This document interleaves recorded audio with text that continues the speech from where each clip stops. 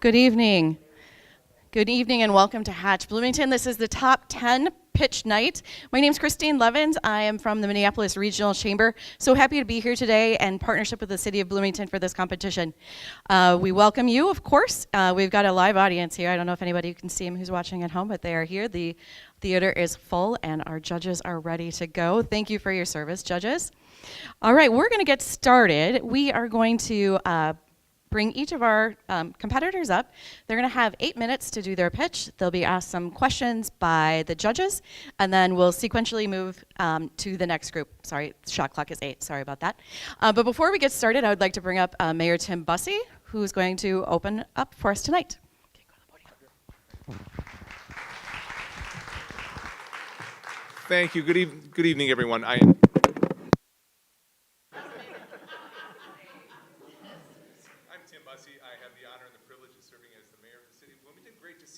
Thank you for being here at our Hatch Bloomington Top 10 Pitch Night.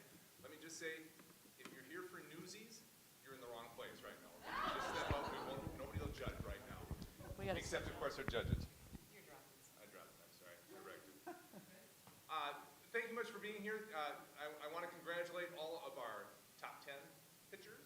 I can't wait to hear the pitches of the aspiring entrepreneurs and the work that they have done and are planning to do. So thanks to them and congratulations to them. When they come in, I know this group will be so supportive, but this is tough. This takes a lot of guts. And so I'm greatly appreciative of our top 10.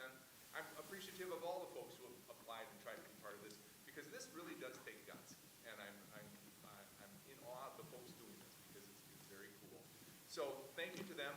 Thank you to our family members and supporters. I see we have a lot of folks here. Way to support your folks. That's great, and I'm very thankful for you to do that. Thank you to our judgmental judges here, and thanks for not judging me for wearing just a polo shirt and jeans this evening. Thank you for that, but thank you for your work that goes into it. Thank you to the Minneapolis Chamber. What a great relationship we have between the City of Bloomington and the Minneapolis Chamber. And finally, thank you to all of our Bloomington City staff that are here and that are working on this. This is a big undertaking, and it's really cool. And it's kind of a unique thing here in the Twin Cities, here in Minnesota. And it's just great to see how well it's going and how well it's being done. So well done to our staff as well. Good evening, everybody. Thank you for being here. Buckle up. I think it's going to be a great ride. Thanks.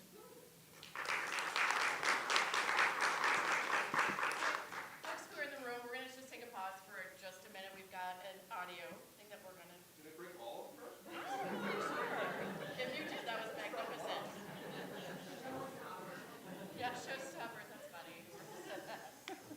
So give us just a minute and then we'll get started. We've got some built-in time. We've got a break at 7:30. Hey, which one was that? This one. That one's working.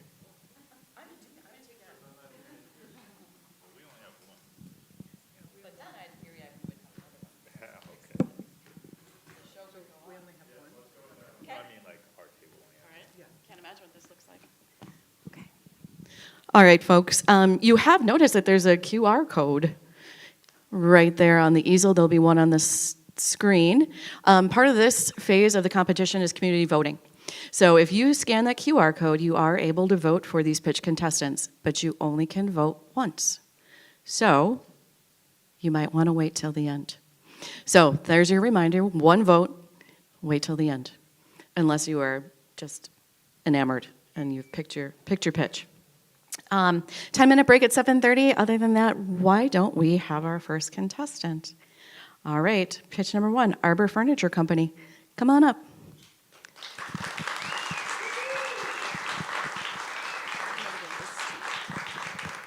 Thank you.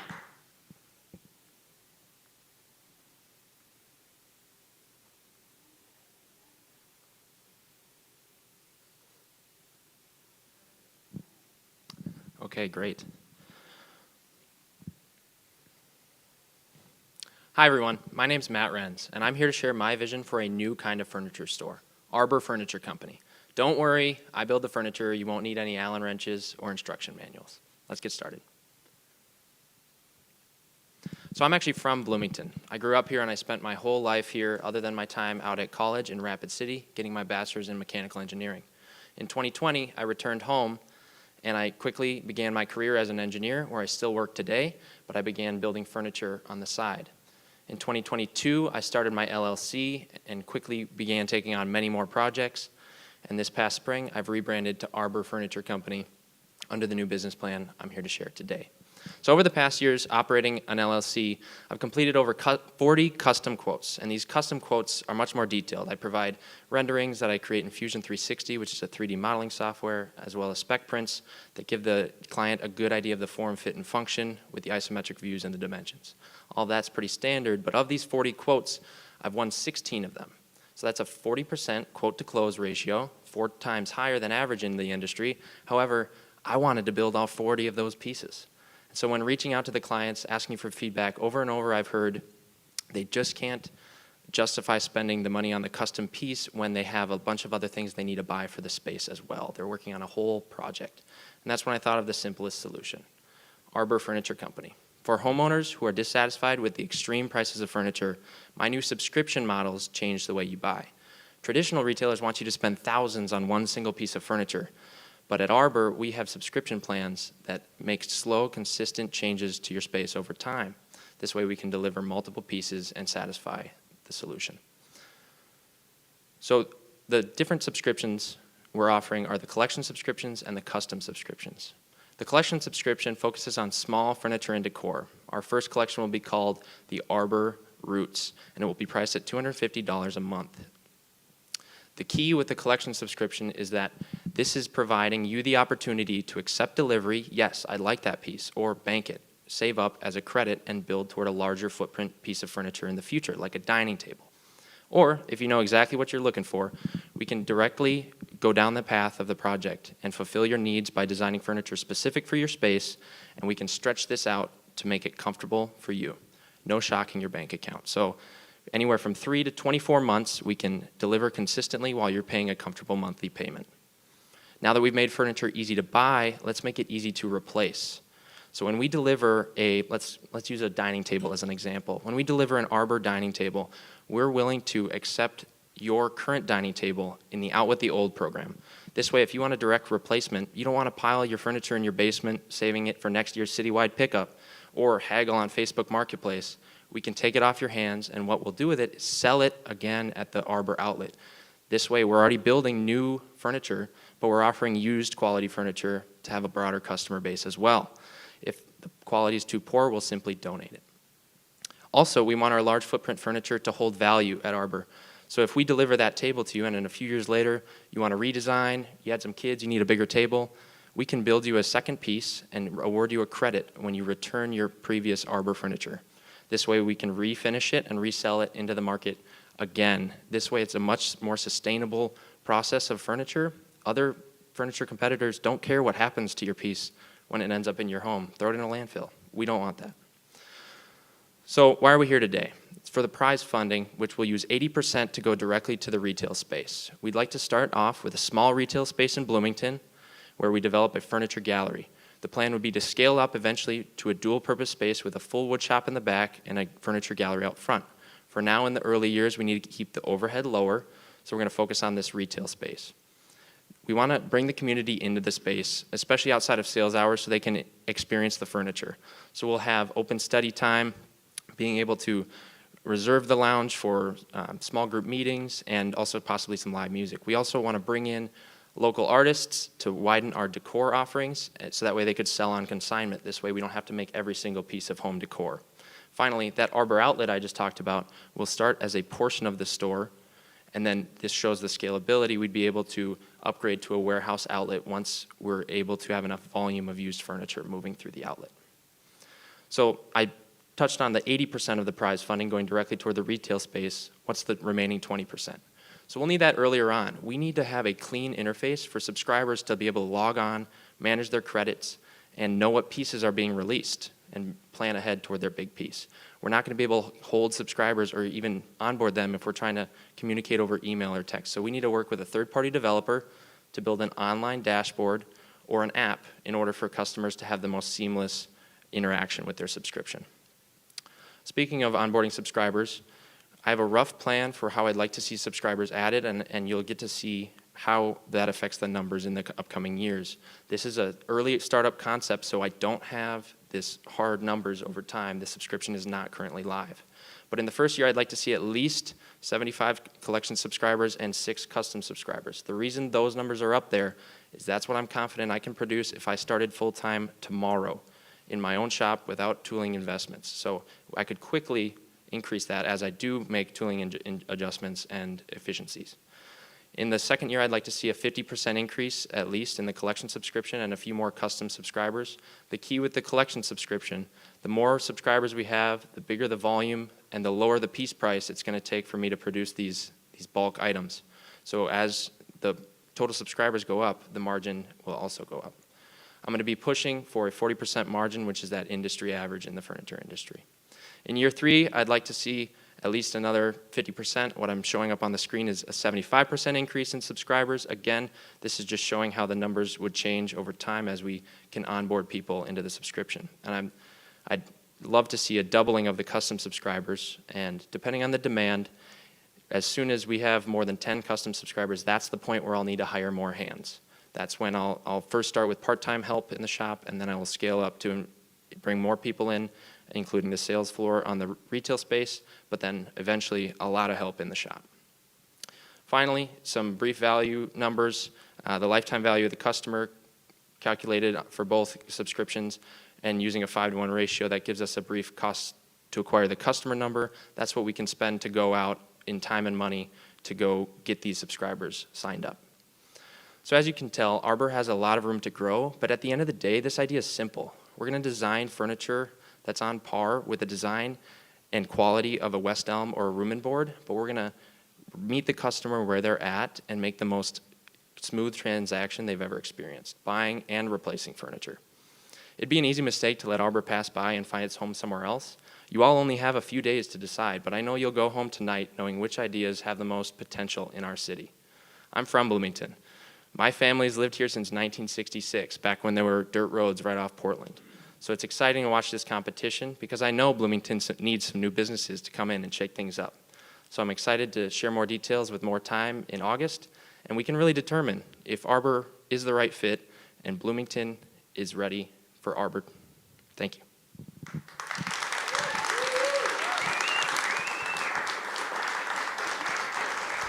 Test.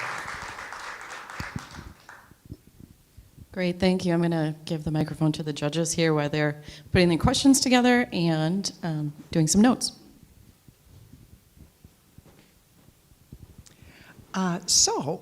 Quick question on this membership model to make sure that we understand that. So if I'm a custom, I would pay $250 a month, and that gets me points. And do the points then go towards the furniture that I might need in 5 months or 6 months? Sure. And goes through to reduce the price of the actual piece? Likewise with the custom. Yes, so the collection subscription is a fixed price at $250 for everyone. And so we would be releasing products each month. This month it's a side table. Next month it's a plant stand. The next month it's some wall art or another piece of decor. If you want that side table, you would say, yes, I'd like that piece, and then we would ship it to you. If you don't need a side table, your house is full of them and you're satisfied with them, you can bank that, which would save it as a credit, and that credit would be worth $250 toward a large footprint piece in the future, like a dining table or some other piece that you'd like to build towards. So yes, you'd be receiving credits every time you bank it. Okay, and if someone else, do you sell it to the public walking in without subscription? Yep. And then would the subscribers get first Yes. dibs on it? If They'd you have will? first priority at lead Yeah. time. They would have more custom options, and the walk-in price would be higher to the public. So the subscribers would win in 3 different ways. Yep. Thank you for the question. Good evening. Thanks for being here. It sounds to me like you're guaranteeing a new piece for every month. So if I'm subscribed to this, I can guarantee that I can see in a course of a year, for example, 12 pieces. Is that correct? The collection subscription, yes, 12 new pieces each year. Okay. How does this differ in your mind from a layaway plan, for example, where, I know that this costs X number of dollars and I have to pay on it every month, and then at the last month, I get to take it home with me. How does that, in your mind, differ? So it's slightly different because you'd be choosing periodically which products you'd like to receive, so it's kind of tuned for you, and you could eventually store up multiple credits toward a different piece in the future. So there are similar themes to the layaway, but it is slightly different in that way. Okay. Two other questions really quickly. One, what do you plan on doing with the money that you're holding for the customer, and what is your guarantee against default, for example? Sure. So that brings up a great point. We would obviously need some legal advisory in the beginning, but if there was any default, those would not be fulfilled. But if there was a canceled subscription or something, that would be a little different. If they had credit stored up, they could still cash in their credits and get smaller items rather than a full large-scale piece. But with their money, that would be a lot into inventory, into stocking for the wood material that we actually need to produce the pieces, as well as other tooling and advertising. So there would be cash around still, but that money would not be necessarily guaranteed other than the credits that they are already earned. Right. Okay, last question. If the piece that you're offering on month 2 is only costs $125 and my subscription is $250, does that even if I take it, does that other $125 get banked as credits? No. So every piece that we design is going to be tuned to have as close of an average gross margin of 40%. That's what we're going to build towards. In the beginning with the collection subscription, it might be a little lower, closer to 30, but we want to push towards that 40% industry average. So certain pieces, yes, might be slightly lower cost to produce, but at the end of the day, at the customer, the value is going to be $250, and that's how we will design and build each piece. Okay, thank you. So, thank you. Just had a quick question about your capacity. You indicated that you had 40 quotes, you did 16, but if you did this, you'd be doing somewhere in the neighborhood of 75 pieces per month, and yet the money's going towards the retail location, not the productive capacity. Can you help me understand how you're going to build these? Yes. So the reason the web development is so vital is because I would start fulfilling the subscription and onboarding subscribers before I open the retail space in order to give me a front load of cash flow coming through and start orders moving. As for the total production, the 16 orders, those pieces are custom size, large footprint pieces rather than the bulk batching orders. So one of the 16 quotes was 100 tap handles for Finnegan's Brewery. So that was batching 100 tap handles, and that was a whole process where I needed to work on my efficiencies and my manufacturing processes. So in that case, that is 100 physical pieces, but it's one of those quotes that I want, right? So production-wise, I can keep up with that per month, the 75, for sure. All right, kind of merge two questions. So you assume that the higher price point would have more, so 75 versus 6 or whatever, I can't remember, the collection versus custom. So how do you make that conclusion that more people would go for the higher price point monthly versus lower? And related question, how do you intend to market to, because this is generally higher net worth clientele, I'm assuming. How do you intend to market to that specific segment? Sure, Great question. So the average price that we're estimating for the custom subscription is actually higher than the collection subscription. The $100 that was shown on the first slide, it shows you the minimum that we would probably end up at. But depending on the pieces you're ordering, it's going to be closer to, we're calculating an average of $650 a month. So as you're saying, these higher net worth. And the reason for that number is 6 pieces. The average price in the catalog from small to large piece right now is $1,300. So over 12 months, if that's an assumed average retention rate, that'd be $650 a month, right? So that would be the higher price. The reason I would like to front load the collection subscription is because that's batched work and smaller footprint. So that's something I can keep up with production-wise. If I was sticking to only custom subscription, that would be a lot more large footprint work, and I wouldn't be able to do as much volume and serve as many customers. So that's why I'm front loading the collection subscription until I have the ability to hire another individual. That kind of leads to my question. So from your pitch, it sounds like you're moving to more of a mass market business operation. So can you share with us kind of how you decided to make that switch from more of a custom high-end furniture business and shifting it to the mass market?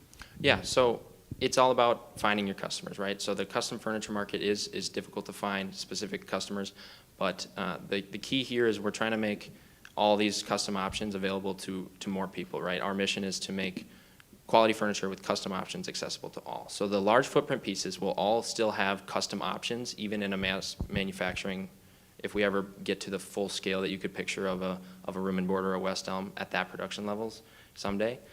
We will still offer the custom options because I think that's something that the future will hold. We will all be able to buy whatever we want, and we will not stop delivering that. But the smaller pieces in the collection subscription, that's where we're going to have more mass-produced designs. Those are not customizable. So the small items will be more production-based, and then the large pieces will still have custom options. Have you done any client acquisition costs calculations between your collections and the custom? Yeah, so what we would put toward the acquiring the customer? Yes, so the lifetime value of the customer in the collection subscription is $600, and we're using a 5-to-1 ratio to get to our cost to acquire the customer, which puts that at $120. So that's what we would use in time and money. And in the custom subscription, I forget the lifetime value, but I know the cost to acquire the customer is $624 for the custom subscription there. And I can put those numbers up if... Thank you. We have run through our pitch time. Okay. Matt, thank you very much. Appreciate it. And you come on out Thank this you all. way.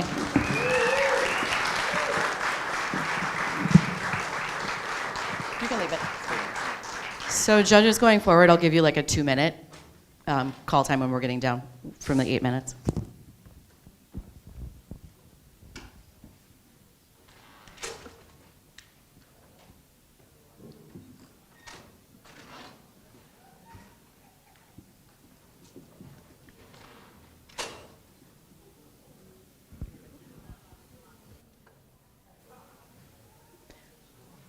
Okay, judges, we're going to bring in our next pitch competitor. Pitch number 2 is Bloomington Greens. We ready to go?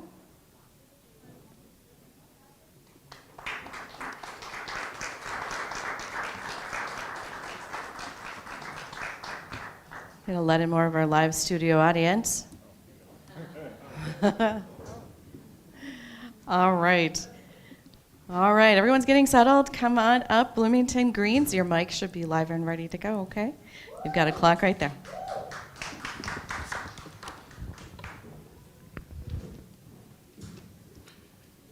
It's too small, I can't see it.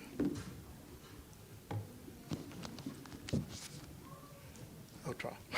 They're too small.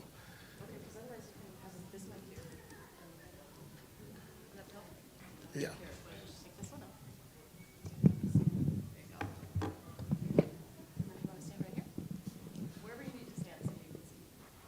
Okay. It's okay. Ready.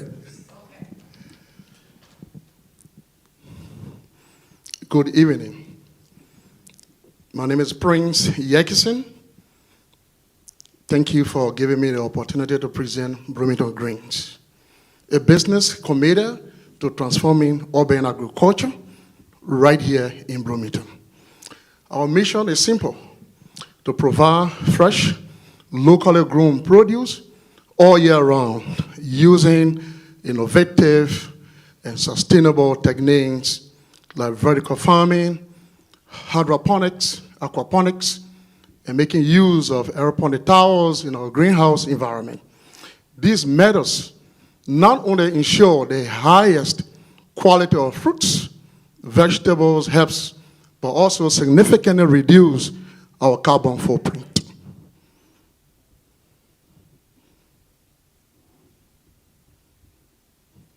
Next slide. So, one more. The World Economic Forum 2023 made an assertion that 65% of consumers want to make the right spending decision for their health and sustainable life. Given the 86,000 populations in Bloomington, the demand for locally sourced sustainable produce is rising exponentially. Consumers are increasingly aware of the benefits of fresh, locally grown food for their health and the environment. Current supply does not meet this demand, especially in urban areas where access to fresh produce can be limited and expensive. Traditional farming and long-distance transportation contribute to carbon emission and climate change. This gap presents a significant market opportunity for Bloomington Greens to establish itself as a key provider of sustainable, locally grown produce for Bloomington. Next slide. Problem. Bloomington and the surrounding metro area face several challenges when it comes to food accessibility and sustainability. Many of the neighborhoods are considered food deserts with limited access to fresh and nutritious food. Next slide. Bloomington Greens addresses these issues head-on by growing food right here in our city. Our produce will not travel far, ensuring its freshness and sustainability. Bloomington Greens will produce fresh fruits, vegetables, herbs, and microgreens all year round using sustainable practices. We are more than just a farm. We are a community hub. Our grocery store will be centrally located, offering not only our produce, but also other locally sourced goods. We will engage the community through our educational programs, workshops, and events focused on sustainable agriculture and healthy eating. Our mission is to revolutionize local food production, foster environmental stewardship, and enhance community well-being through innovative agricultural practices. Next slide. As mentioned, we engage in vertical farming, hydroponics, aquaponics, and rooftop gardening. Next slide. Vote Bloomington Greens because we offer the freshest, locally grown produce that is both environmentally friendly and support the local economy. Unlike our competitors, our farm-to-table approach ensures that our customers receive the highest quality products. Our commitment to sustainability and community engagement set us apart. We are not just selling food. We are fostering a healthier, more connected community through our educational program and farm-to-table approach. Next slide. Our target customers will be the residents of Bloomington and the surrounding cities. We will use social media to reach our target audience. So that will be our market strategy. The table chart and graph on the right showcase the projected revenue and 20% profit margin for the next 3 years. Next slide. This is our startup expenditure. Next slide. More detailed expenditure. Next slide. Money projection. Next slide. We will expand to other cities where we see the need for urban farming. Next slide. Join Bloomington Greens in cultivating a sustainable future for Bloomington and beyond through innovative urban farming and community engagement. Can you please play the video in the link for me? Oh my God, it's a gigantic, humongous bok choy. Wow, look at the size of that. We're gonna harvest this cabbage from the aeroponic tower garden here. Just pull it right out of the growing part. Here it comes. Oh my God, look at the size of this thing. Here its roots. Here it comes. Wow, look at the size of this kohlrabi. I've never seen one so big. All right, there's only one way to harvest a zucchini. Grab it like this, twist and turn, just like that. Boom. Wow, look at this thing. It's humongous. Oh my God. This broccoli is a freak of nature. It's not even normal how big it is. We have a Batavia lettuce. Look at this, absolute giant. And we have the first eggplant of the season that is ready. Check this out. Wow, what a beauty.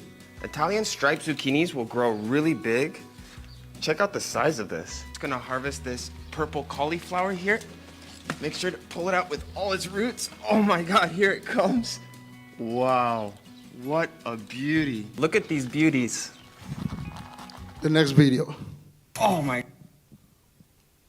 In the middle of the desert in Kuwait, strawberries are being grown in a greenhouse filled with 150 aeroponic towers. This climate-controlled greenhouse allows the farmers to grow year-round, even when the temperatures can reach a blistering 50 degrees Celsius outdoors. There is a second greenhouse with another 150 aeroponic towers focusing on leafy greens and aromatic herbs, where they are growing everything ranging from basil to lettuce, kale to cilantro, and even exotic varieties like cinnamon basil. It was only 2 years ago that we were in Kuwait setting up this vertical farm with our Kuwaiti partners known as Beyond Organic. Fast forward 24 months later and this aeroponic farm is yielding bountiful harvest. This farm was set up in support with the Kuwait Foundation for Advancement of Sciences with the goal of introducing modern.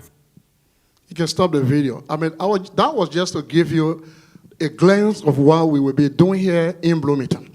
So we'll grow our food right here in the greenhouse environment. Even in the midst of winter, you will get fresh fruit from us. And we operate a grocery store that you can walk in and also buy. But this will be a pre-order. Thank you. Thank you.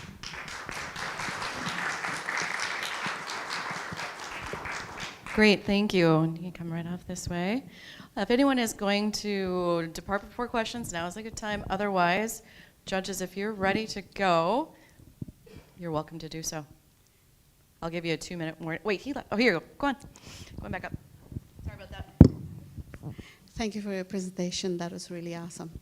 Question for you. So vertical farming requires a software system to, calculation of the water, lights, moisture, and all that stuff. And also, somebody who really knows planting stuff, what they're doing. Have you identified all that? Yes, Do you know a vendor who you're going to use as far as the software system you're going to use for the vertical farming? Yes, the first thing I did was to buy to buy the book, ebook. Sorry, I bought an ebook and I went through the ebook for the first time and I read everything, and then I contacted the supplier, and the supplier and I have been talking, we've been communicating, He's willing to send a team to come and set up the whole thing for me. Everything is just ready. One of the aeroponic towers to get it ready and set up is about $1,000 with just one. The whole system is set up. And he's willing to give a great discount to get as many as 40 or 50 or even 100. In Cape Verde, he told me he set up in Cape Verde about 100 aeroponic towers. And the 100 aeroponic towers supply the entire Cape Verde, to the point that they don't even make traditional farming anymore. They only use their aeroponic tower to produce. So everything is set up. I have read everything, the water quality. It uses 95% less water compared to traditional farming. Thank you. Yep, thank you. Yeah, I just had a quick question in terms of your revenue projections and profit. I saw that you're projecting a 20% margin. Is that gross or net? Come again, when I say gross? No, that's net. That's net. That's net. Okay. Do you know what the gross is? The gross, do you have the PDF for me? The PDF file?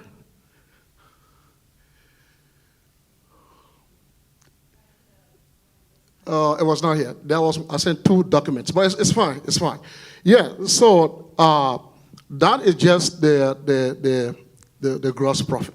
Yes, the net profit. So the gross profit is going to be around around 25 to 30%. But I have all the breakdown in the PDF. I will give you the PDF. You can go through it. Okay. I sent 2 documents. Thank you. Maybe forget it. Yeah. Sorry.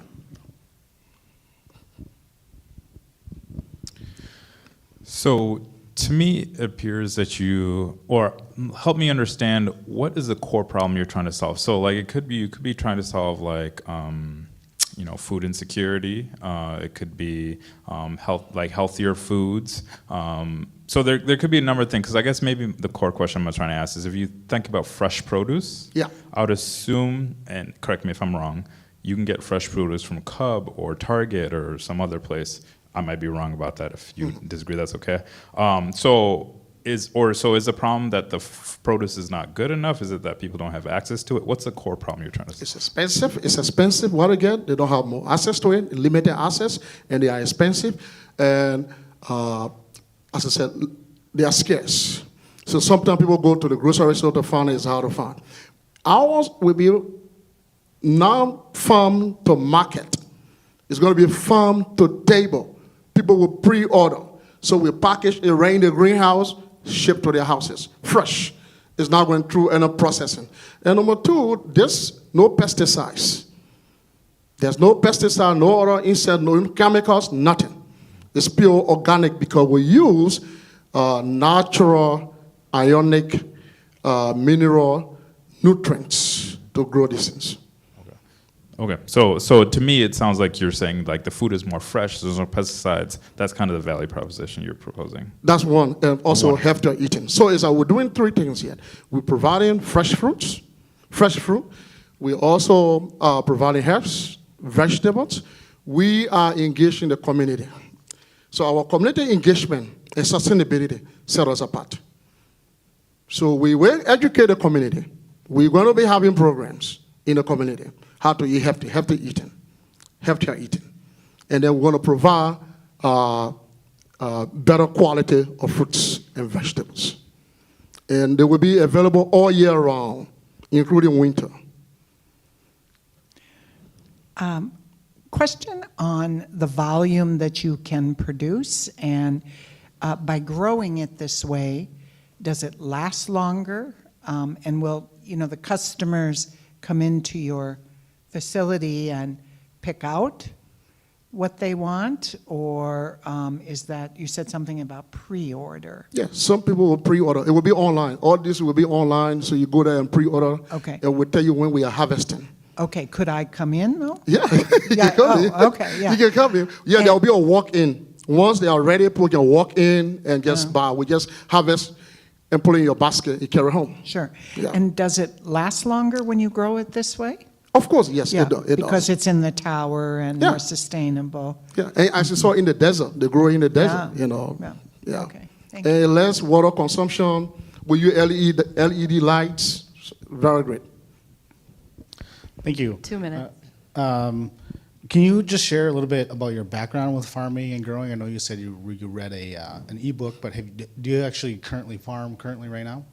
Yes, until 20 years, I was living on a farm. I was born and grew on a farm. I saw my father growing, in agriculture, cash crops, my mother, vegetables, and the whole environment engaged in agriculture. So my whole life is agriculture. Okay. Even though I went to school, I didn't study agriculture, but everything gets connected because I grew up in agriculture. And then there are some pretty big competitors currently in Minnesota, like Living Greens and Revo Greens, and even Bushel Boy is growing strawberries hydroponically with significant capital investment from those companies. So how do you compete with those companies that are already established and have the capital? Yeah, the first thing is that we will be the first to establish a greenhouse environment here. There's none in Minnesota. We have done our research. All right. Competitions, as I said, our community engagement and sustainability set us apart from all our competitors. And our is farm to table. Theirs is farm to market. So our is that we are dealing directly with the consumers. So that set us apart. And to compete with them, of course, people will walk straight on the farm to us and just get their stuff. In the middle of the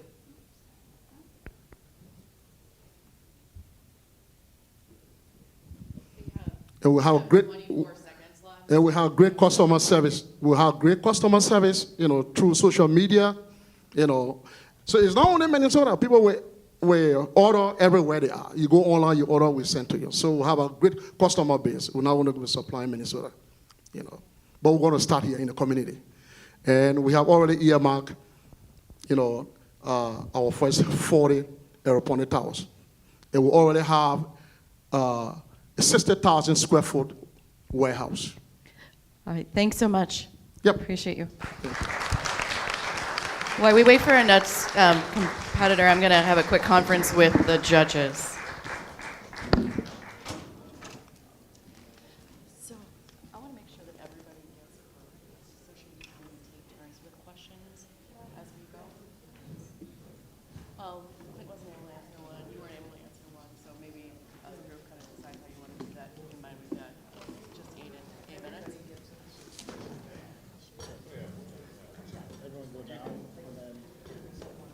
So just like go down here and then stop and next competitor go that way. Okay, because the 8 minutes needs to be going really fast.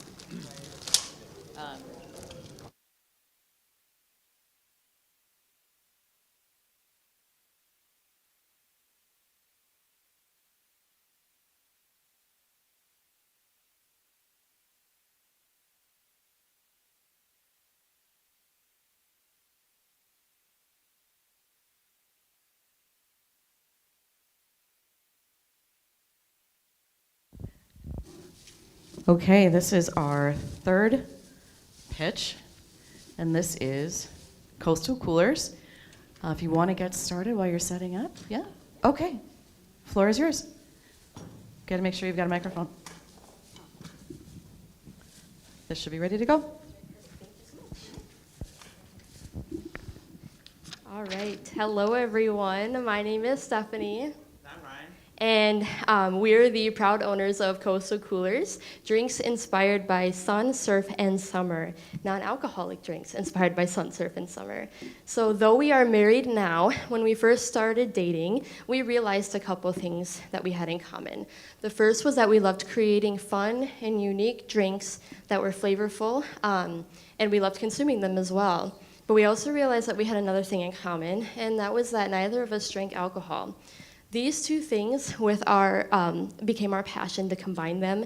That, and along with Ryan's coastal influence from being born and raised in Hawaii and our mutual love for the beach, we blended all that together and we launched Coastal Coolers in the summer of 2023.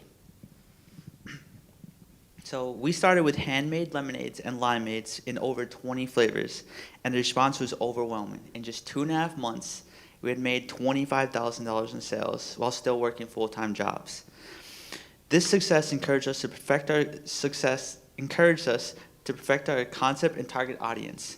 Imagine a build-your-own burger place or a yogurt bar. The fun lies in creating exactly what you want. That's the experience we offer with Coastal Coolers, but with beverages. So our menu is extensive, offering a variety of options that allow customers to build their perfect drink. As you can see, the menu guides the customers through their 3 steps. Step 1, pick your drink. Step 2, pick your liquid. And step 3, pick your flavors. Or we have some specialty drinks on the side.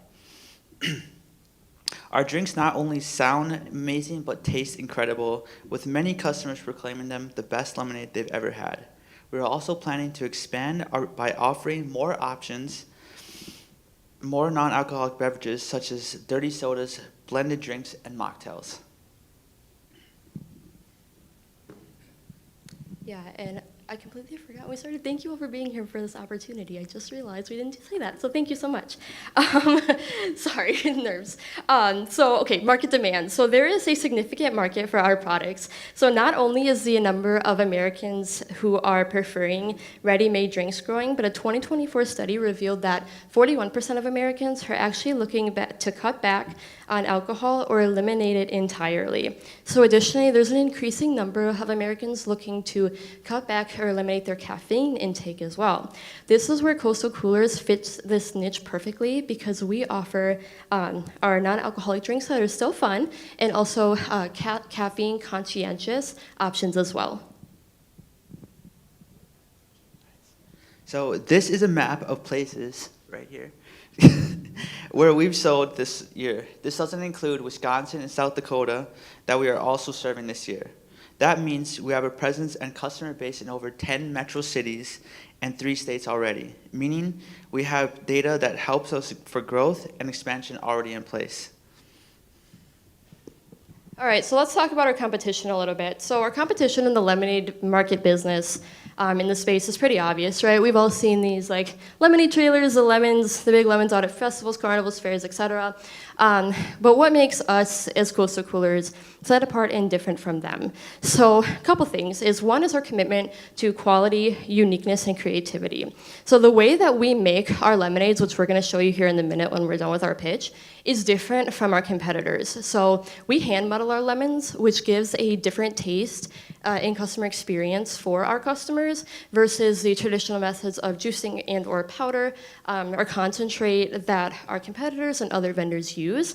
And our customers over and over tell us again that they prefer our method, our taste, our lemonade over our competitors and other options for lemonade and vendors out there on the market. Okay, perfect, thank you. So as far as expanding further into the non-alcoholic beverage market, we are thinking of making our next move into dirty sodas, which are exploding around the country, and the dirty soda market is largely untapped here in Minnesota. We have places like Sonic that serve dirty sodas with success. There's a dirty soda food truck up in Maple Grove serving the northern metro, which we've actually become friends with them as well. But that's it. It's very limited here, and there's huge potential. As far as potential goes, we see Swig as a great market example. So Swig is currently operating in 59 locations in 7 different states, and as of 2023, they have signed an additional 250 franchise options or franchise stores that they will be opening in an additional 12 states. This shows you that the dirty soda market is booming right now, and we want to get in and be a part of that trend. Okay, so next we have financials. So we've talked about our product, we've talked about our market, we've talked about our competitors. Let's talk about our financials. So currently we sell our lemonades and limeades, fresh muddled, everything like that, for $8 for a 32-ounce cup. This includes 2 flavors, which encourages and incentivizes the customer to try new things, try new flavors, have fun, really create that unique, fun, and flavorful experience that we're hoping to motivate and search and provide. So our current price to make the drink is currently $1.25, so that means our profit margin is really strong. In terms of business, in terms of numbers, the business itself is profitable right now, and our numbers are looking to nearly double over the past 2 years if we just stick to operating seasonally like we are right now at farmers markets and events and things such as that. If we open a store and are able to sell year-round, we look for those numbers to at least triple over the next 2 years. So moreover, our presence at farmers markets and events around the metro areas help us connect with customers and drive traffic to our future store.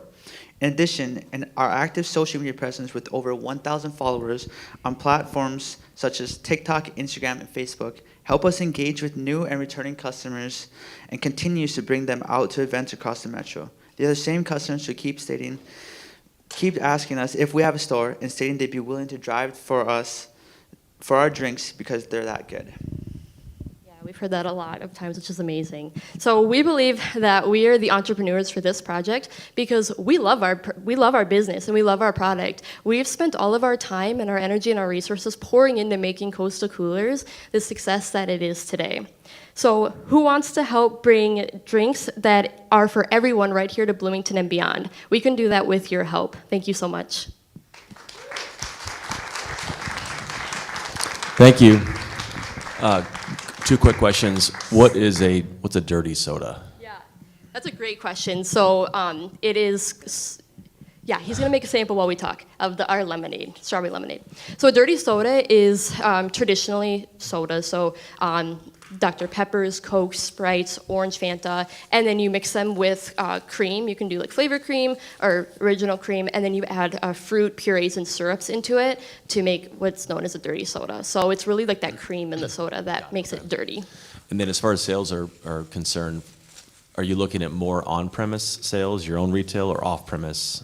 Yep. So what's the split? It would be probably a split. So we are currently selling at like markets and everything, which is on premise. Yep. And then we would continue with that. We're actually looking to build like a truck. And then we'd keep the truck out, and then we'd also be selling at a store. So the hope is that the truck serves as on-premise sales there, but it also brings traffic back to the store. But you'll have a plan to make sure the product's shelf stable with preservatives so it doesn't expire? Nope, so currently it would be all on premise. Okay. It's made to order, like a Caribou Coffee or something like that. Okay, got it. Thank you. Why does a brick and mortar store make sense compared to continuing just your pop-up stand or even bottling and then selling it in a retail location? Yeah, it's a great question. That's something we've thought a lot about as well. So currently, being out at events, we're very successful because a lot of our product is great in the elements, in the weather, and that's why we would continue to do that. However, we have people asking if we have a store because they want our product not just at the market, they want it on their daily commute, when they're running errands. They want to be able to access it whenever. And doing a store would allow them to do that. And not only that, it would bring them to Bloomington, right? And then they would be able to purchase year round. So currently, again, we're only operating seasonally, which is like late April through early October. And then after that, they can't get their favorite drinks anymore. So with the brick and mortar, that would address that problem. Thank you. So back to the financial, could you just run through that again? So you talked, your numbers were seasonal. Yes. And so just, if you would just kind of reiterate that and Yeah. what the goal is if you were, how would you increase that? Yeah, so currently, seasonally, we're looking to double our numbers, and I actually have a financial sheet that I'm going to pass out for you guys to look at. Numbers right now, seasonally, we're double, so we're already doubled what we were last year, and we're not even all the way through our season yet. So we're looking to continue to expand, get in larger events, larger markets like we did this year, and keep growing, and that's where that profit increases as we get into larger venues. And then with a store, of course, we would be open a lot more than just 4 hours at a market on a Saturday, or 8 hours at a market on a Sunday or something like that. We would be open 8 to 10 hours a day, every day for the year. So we would expect revenue to increase the longer that we're open for.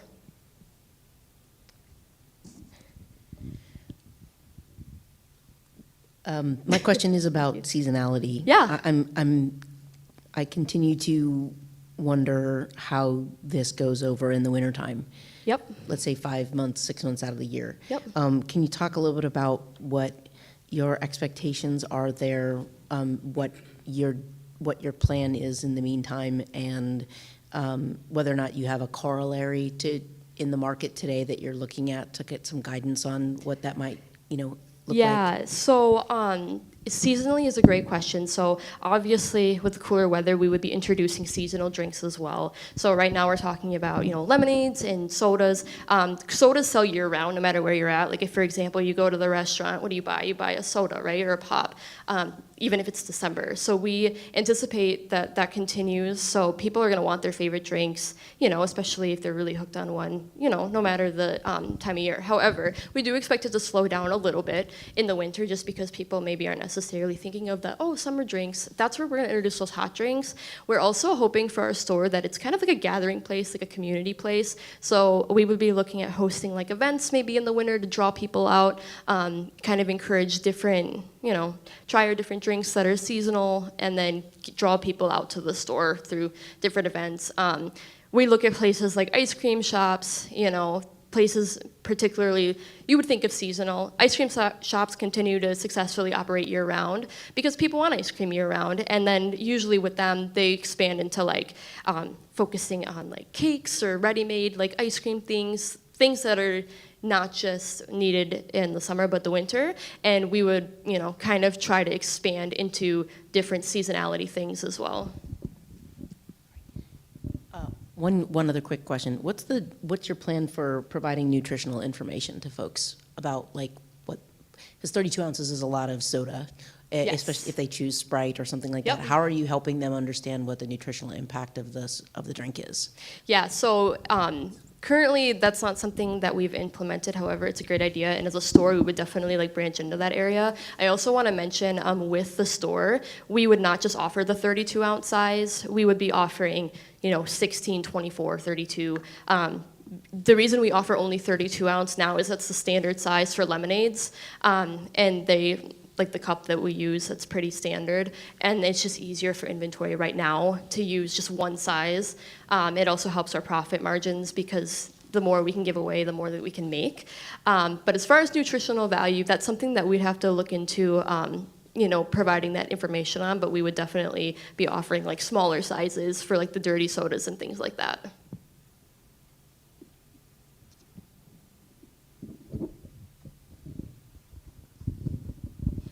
Can you help me better visualize the store space? Is it going to be more like a bubble tea space where people just kind of linger in and out, or is this more of like a bar space more for adults?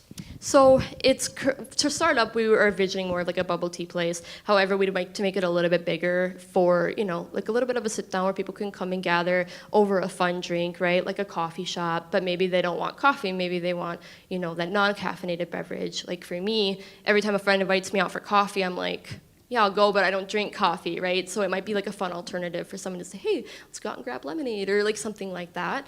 Down the line, as we talk about expanding, we'd love our home base to expand more into like a non-alcoholic bar as well, a dry bar, yeah. So that I would say is like probably at least 5 years down the road.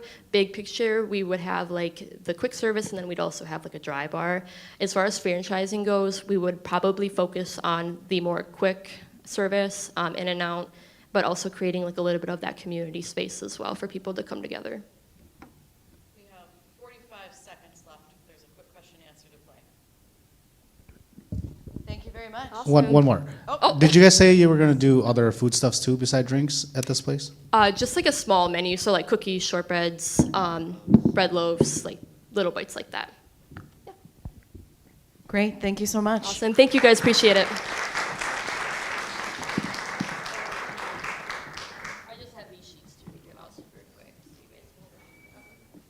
Great, we're going to get our next contestant onboarded here. And judges, any of the materials that are referenced, we can also send tonight, tomorrow.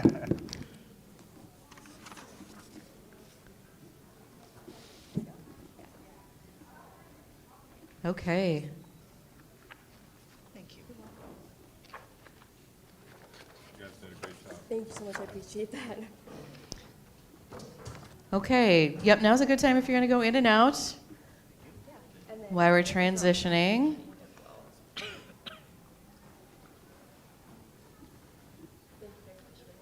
Okay, thanks very much. Thank you. All right, our fourth contestant is Disinvested Youth Gaming Initiative. Hal Reynolds, come on up.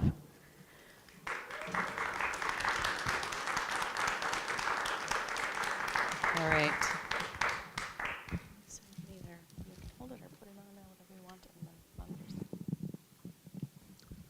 Hello, everybody. My name is Hal Reynolds, and I'm the founder and CEO of Disinvested Youth Gaming Initiative, also known as DG, a little easier for you. And I'm pretty excited to bring this game-breaking, innovative, yet unique opportunity to Bloomington. I think it's going to really, really capture the gaming community like never seen before. With that being said, let's jump in.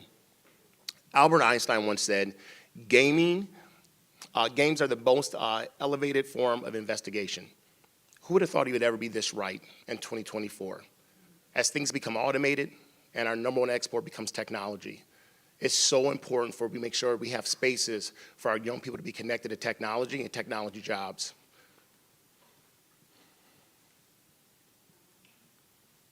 Oops, there it goes. Our mission is to have purposeful game design. Now, we are a for-profit, but I like to say that we're a for-purpose. My goal is to help close these gaps, to do it in a way that's fun and exciting. Cultivating a center of skills, we're going to have dedicated learning spaces inside of our organization where companies can partner with us to train our young people. If you have a membership for $30 a month as a young person, all learning is free for you. Then the last part is instilling our values. Giving back is important, and you'll hear more about that later. Here's my team, and I won't drain this slide, but just know that all these folks have deep ties into community, technology. I'll talk a little bit about myself, however. I think that's kind of important. I have 20 plus years in retail, but in community, but also working with young people and technology. I run stores for Apple, Best Buy, and Circuit City. Nothing gave me more joy than watching young people grow and thrive and then advocating for them. With Disinvested Youth, I'll be doing more of that. Right before leaving Best Buy Retail, I was able to join the Teen Tech Centers as a director and be inside of Disinvested communities inside of their Teen Tech Centers, which are $5,000 setups that bring technology. It's like a playground for kids, but for older kids. But more importantly, they have pathways to careers. I figured, how do we do this in a different way that invites everybody to the table? These are my amazing advisors. And one thing I want to call out from a traction standpoint is DG's only been alive and going for 3.5 months. And already we have an amazing board, folks that are deep in technology. Joe Berg, CEO of DataStream, which is affordable internet for everyone. All those folks are chosen with minds of technology. Steve Buchanan works for Microsoft, and he's in the center of everything technology. These are some of our partners that we've already connected with. One is missing that I want to call out, which is SkillQuest, which does something very unique. SkillQuest allows young people to build a bot in Python, and then that bot runs the game tournament for them in Riot. It's a great way to gamify education, and now your player is actually technology. It's not the young person, and they're certified in Python by the end of it. So we'll jump into it. When we built DG, these were the pillars that we focused on. We wanted to close the digital divide. We wanted to drive public safety. Anybody hear about the Kia cars that were disappearing last year? Those were young people that are very smart. They were able to use TikTok to steal cars. Those young people are brilliant. Now imagine if they had a different outlet to do something positive. That's what DG is going to do.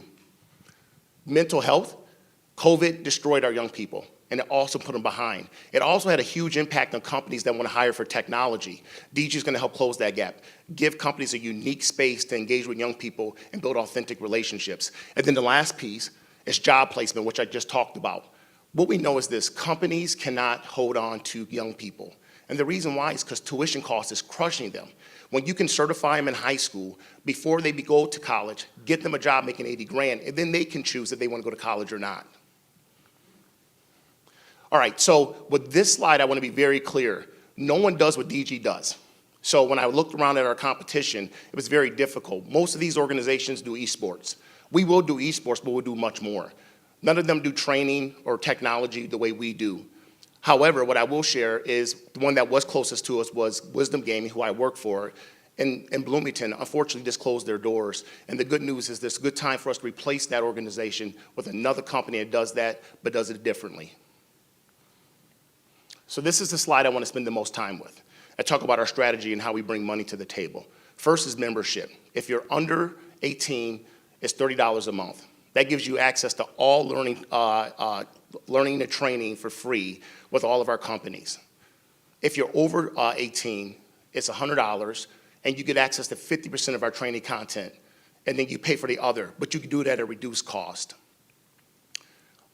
The second piece is tournaments, allowing that space to be used for a gaming tournament, where if you're a member, again, you can have a reduced price to be in there, but also we allow companies to sponsor these tournaments, but it allows all the gaming community to come in and to be able to be connected.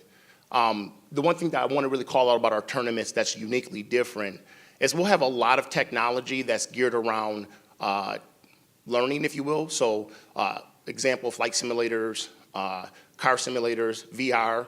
Our goal is to make sure that learning is fun, but also to bring in other partners like a bar and grill so that older folks can stick around, have fun, use a golf simulator, and really be engaged with technology, but say, hey, there's a classroom over there and they're training. I wonder if it's time for me to be recertified as well and look for a new career.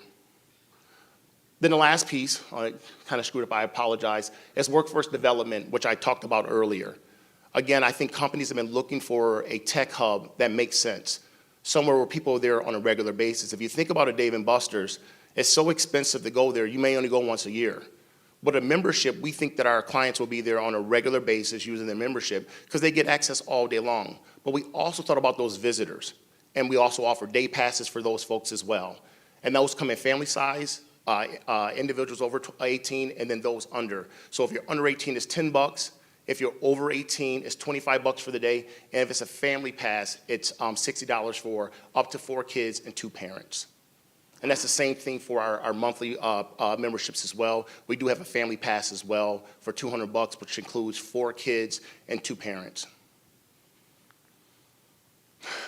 The way we bring this to life is by being very thoughtful of how all this works.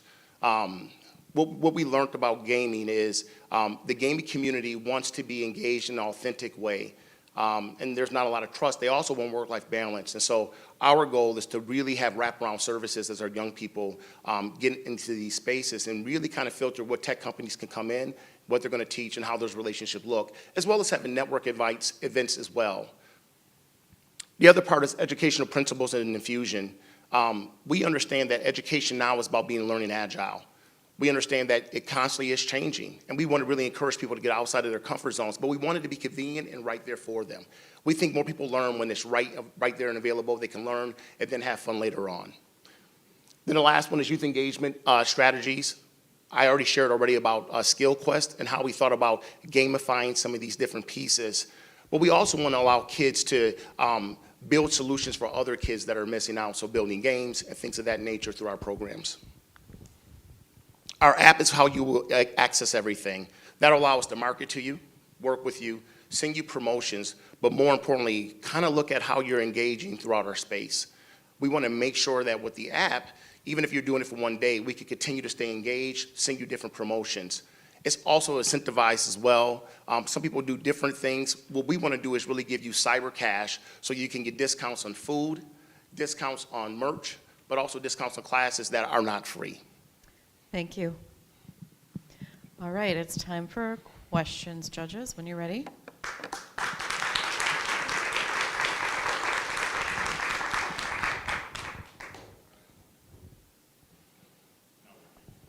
It's me.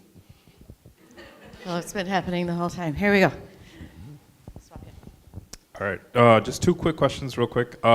One is, how did you come up with, help me understand why it's named Disinvested Youth. I think I mentioned this last time, how you came up with that name. And then are the classes available only to members, or can someone who has a day pass also attend the classes or whatever? So Disinvested Youth was chosen purposely not to say people of color. This gap is big, and anyone in rural communities, anybody that's indigenous, I want all of our young people to really have access to this. And so when I built it, the original concept was to have these modular pods that went out to disinvested communities that they can rent and lease, which you'll see in your handouts. And that'll be phase 2 now. But that's why we did it. We really wanted to close this digital gap. Minnesota is way behind in computer science. We're last in the nation. And so this is built very much to address the legislation that was built in 2023. But we also understand that learning computer science is boring. And so how do we do it so kids stay engaged? We have 20% access right now through our schools, but only 8% enrollment. And so that's why we did this concept. And initially, it was supposed to be a modular concept that we'll do later on. Did I answer both questions? Yeah, the one question was, are the classes available only to members or to? You know, that's a great question. Well, the free classes would be. So free classes are free for anybody. The goal is to incentivize you to download the app so you can see all the classes that are available for you, so that our partners that come in to do this work are getting the most bang of their buck and seeing enough bodies so they can recruit and work with people that are in the tech spaces. Have you, it looks like you have an investor concept already fleshed through. Have you raised money already? I've started to, yes, we've raised $50,000 so far. Okay. I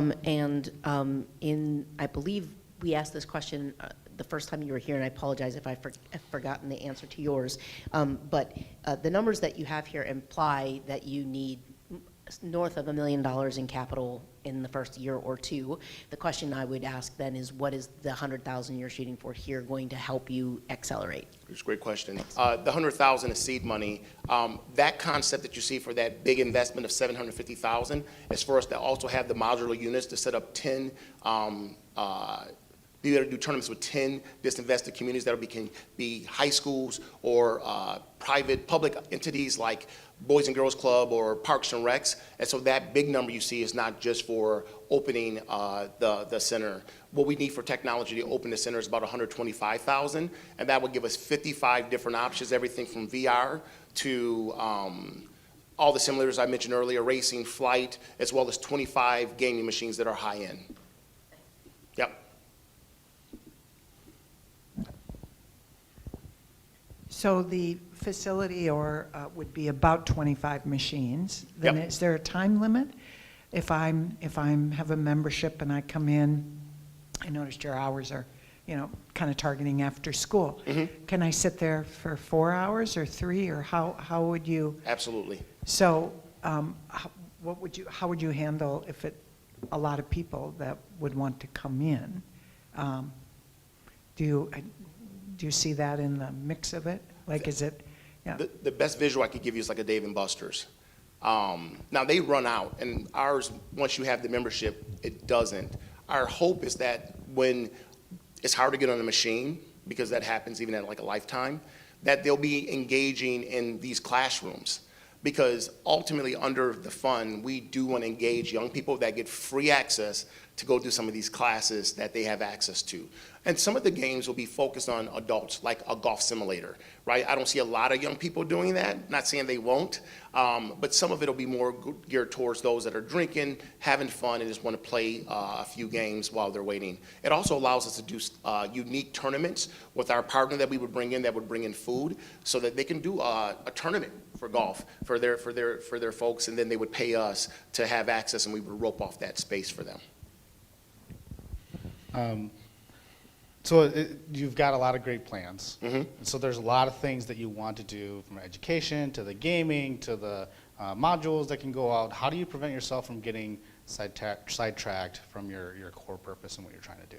That's a great question. The app will collect all of our data, and so we will know if we're moving the needle, and we'll also know from our vendors if they're seeing the numbers that we've promised for them to come in and do these trainings.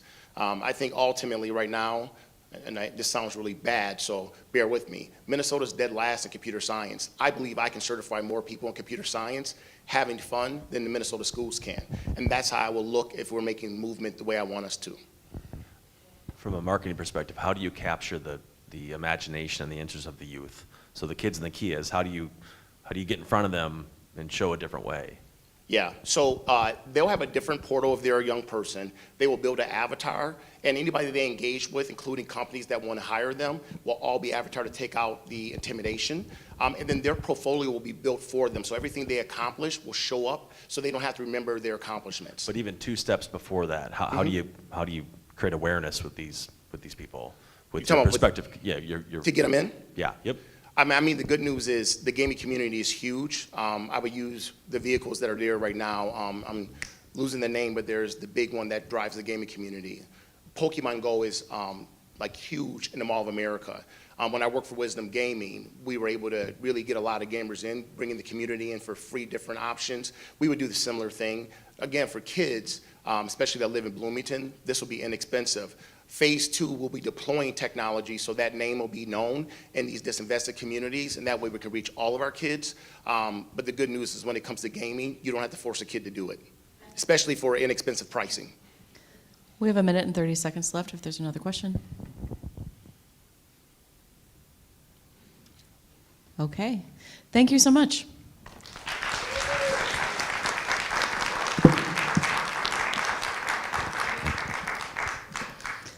Okay, this is pitch number 5. It is before our break. We'll let our audience move around just a little bit. Great.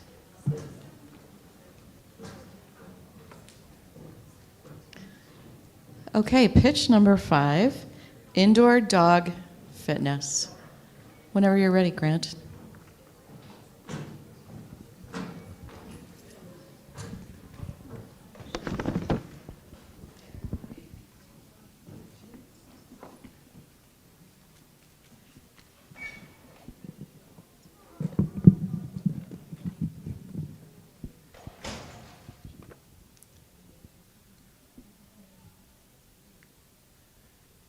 Hi, I'm Grant Anderson, and thank you for considering my business idea, Indoor Dog Fitness. I want to have the option to take my dog for a walk inside, because too often taking a walk outside is not pleasant or safe. A quick background on myself: I was born and raised in Minnesota.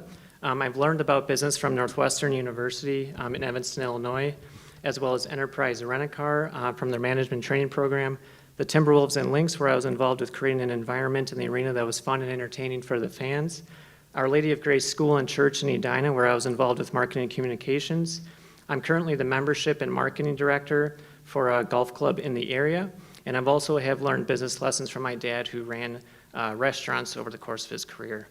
I'm currently married, and I have 2 young kids, ages 4 and 2, and I have a dog named Rusty. He's a boxer and blue heeler mix. And a fun fact about our family is, like our dog, all of us can get out of sorts if we don't get enough exercise.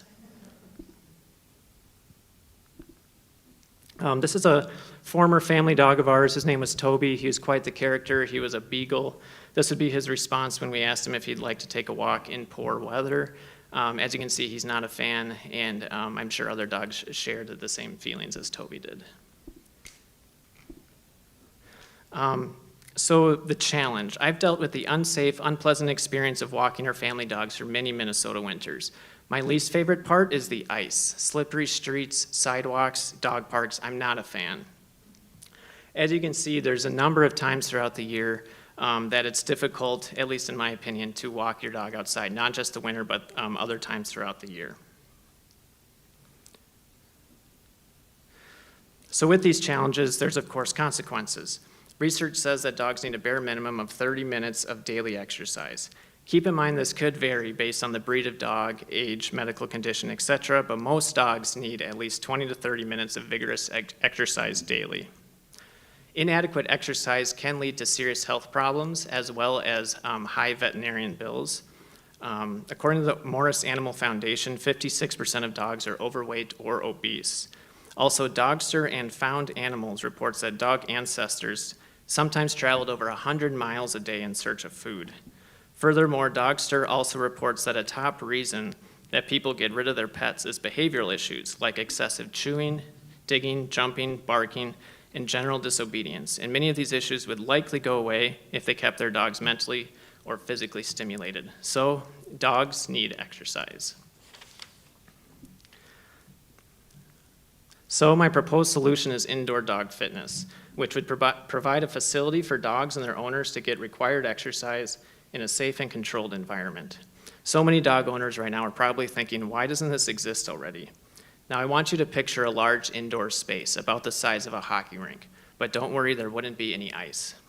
On the outside portion, there could be a track-like space where the dog owners and the dogs could walk or run together, and then there could also be separate spaces where the dogs could exercise on their own. So there could be a space for smaller dogs, another space for larger dogs, another space for older dogs, and that would be designed that way for safety reasons. There also could be like an obstacle course as well as kind of a basic retail space. This would be the initial phase of the business.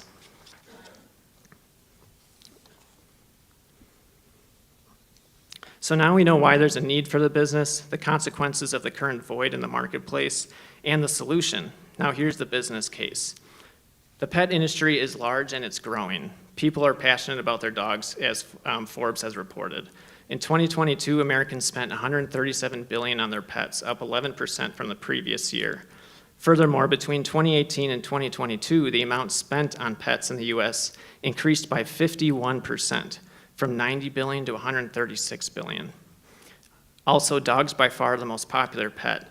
2/3 of American households own pets, and 2/3 of those pet owners own dogs, according to Capital One research.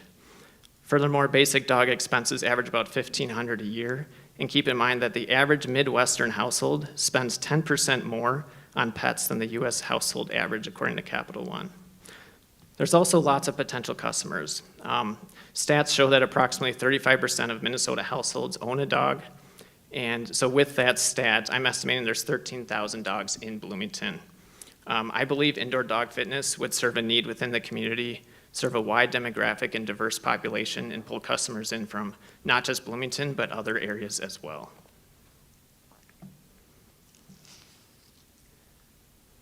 A quick look at business fundamentals. Initially, I was thinking the break even would be about $650,000 when I was making this slide. Now I'm thinking it's about $800,000 annually for the break even. Financing would include SBA loan, outside investor or investors, as well as the prize money from this contest. From an operation standpoint, I envision being open about 7 days a week, excluding major holidays.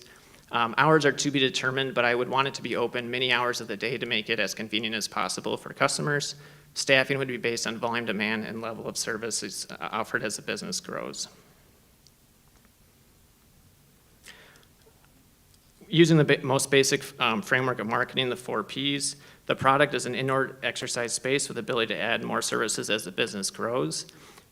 It would in terms of the place, would likely lease and convert an existing warehouse space.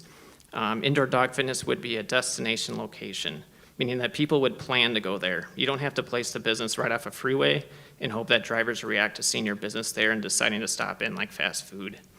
The price, there'd be yearly, monthly, or daily rates. And promotion, it'd be a multi-channel approach, including social media and direct mail. Probably not radio or TV since there's only one location. Also, the business name articulates what the business offers, which I believe would help with marketing. All right, quick review of my SWOT analysis. Strengths, it's a unique concept. Minimal, if any direct competition exists for this concept. It's servicing, not creating the need for this business, meaning I'm not inventing a new product that doesn't have a demand already. There already is a need for this business in society. There's already a demand. I think that's a huge strength.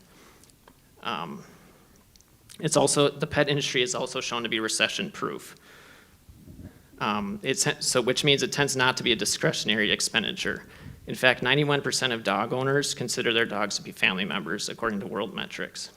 Weakness is the assumption of sufficient number of users to sustain the business, since it's a new business concept.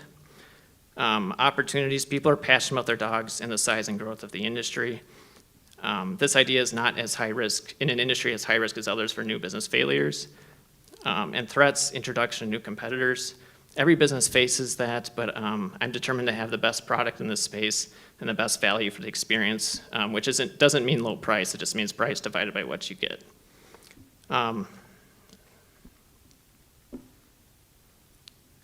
And then in the long term, gradually additional offerings could be added. I would only do this after I've built a first successful business in Bloomington, and then additional offerings could be added down the road. So thank you for your consideration. As you're thinking about who to vote for, just picture how people can walk their dogs now in poor weather. With indoor dog fitness, there would be an option. Thank you.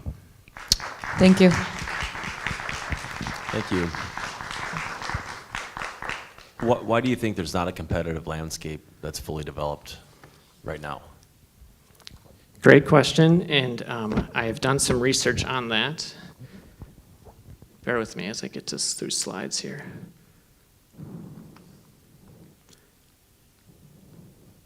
Sorry, struggling with the clicker a little bit.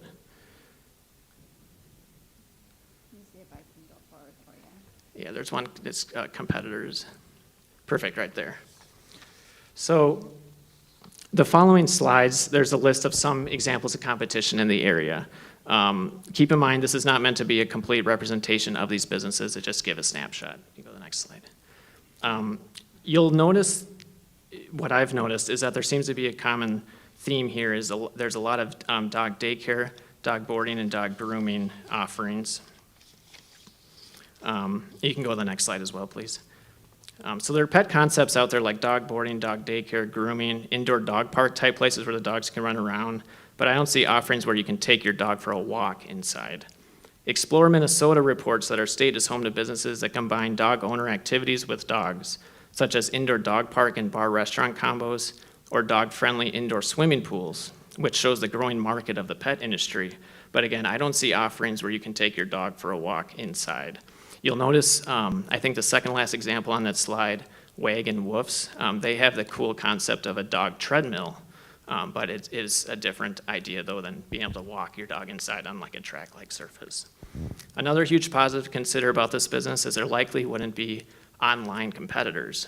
You can hire someone to walk your dog for you, but the experience of walking your own dog isn't probably something you can do online or buy from an online store. I think this is a compelling way that indoor dog fitness has separated itself from the other finalists. Thank you. Thank you for doing that SWOT. I love SWOTs. Yeah. And part of it is that I always find it opens up new ideas and gives you insights into what you're trying to do. Can you share if there were any insights that you got out of it, whether it was to stop doing things or that changed your original presentation when you came to us the first time? Oh, great question. I would say that I think it really opened my eyes probably to the obvious problem when you're trying to maybe come up with a new business concept, which was the glaring weakness of what's your projected number of users to come in and use this business.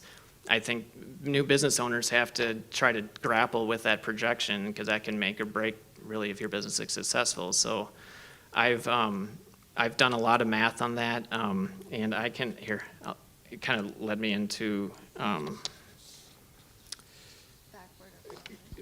go backward. Go back one more, actually, right there, perfect. So, in order to combat that issue of trying to project how many people will use it, I tried to come up with annual revenue projected. So 35% of Minnesota households own a dog, according to Policy and Capital One Shopping. Also, according to Dogster, 60% of dog owners regularly walk their dogs. It could actually be as high as 70%. I used 60% for this. So based on those stats, I was able to determine that about 275,000 dog owners in the Twin Cities regularly walk their dog. Now, in Bloomington and the bordering towns, there's about 32,000 dog owners who regularly walk their dog. So I just took the nice round number of 5% usage. Based on my math, I'm estimating 890,000 in sales annually, not including ancillary offerings. Earlier I said I was estimating the break-even is about 800,000, so that gives the rough idea of if we had 5% usage of dog owners who regularly walk their dog in Bloomington, as well as those surrounding towns of Bloomington that touch Bloomington, that would allow us to break even. So, but I think on top of that, what's interesting is that Forbes reports that Gen Z pet owners, which is ages 18 to 25, are the most likely to spend money on dog walking services, with 31% responding they're likely to do so. So when you look at the 5% usage there, I think it could actually be a lot higher with the right plan. And also, just to expand a little bit, Dogster and Petpedia report that forecasts predict the global pet market will reach $358 billion by 2027, which is up from $261 billion in 2021. Also, the average pet owner spent $2,000 on their pets in 2023, according to Capital One. So I think there's just tremendous opportunity in this business. To further build on that, I think there's just very broad appeal. I'm estimating there's about 450,000 dogs in the Twin Cities based on number of households and using 35% of those owning a dog. So from there, I was able to see that there's about, that goes over the earlier math I went over. But, sorry, I was looking at my notes. So I think you could possibly reach dog owners who don't regularly walk their dogs as well. I think with the right plan, you could try to even expand potential customers there as well. Also, Dogster reports that in 2020, the dog walking service industry reached almost $980 million in revenue and jumped to $1.3 billion in 2023. It's a fast-growing market, and 78% of people said that dogs deserve to be walked twice a day. So I think this shows that dog owners see the value of getting their dogs walked. Also, judges, we have 2 minutes. Is there another sorry. question? Thank you. Go ahead, sorry. Hi, that's okay. Thanks for the data. I have a question about liability. So a lot of dog parks where you take your dogs today have a similar concept, right, in the sense that for free, whether or not permitting, of course, I can walk my dog or I can take them to a park where they can interact with other dogs. When you're hosting a business, you're taking on a liability that a lot of people eschew in when they take their dogs, right? It's like my word against your word about who started the fight. Yep. What do you have in terms of plans, and what is the expectation that you have for dealing with that problem?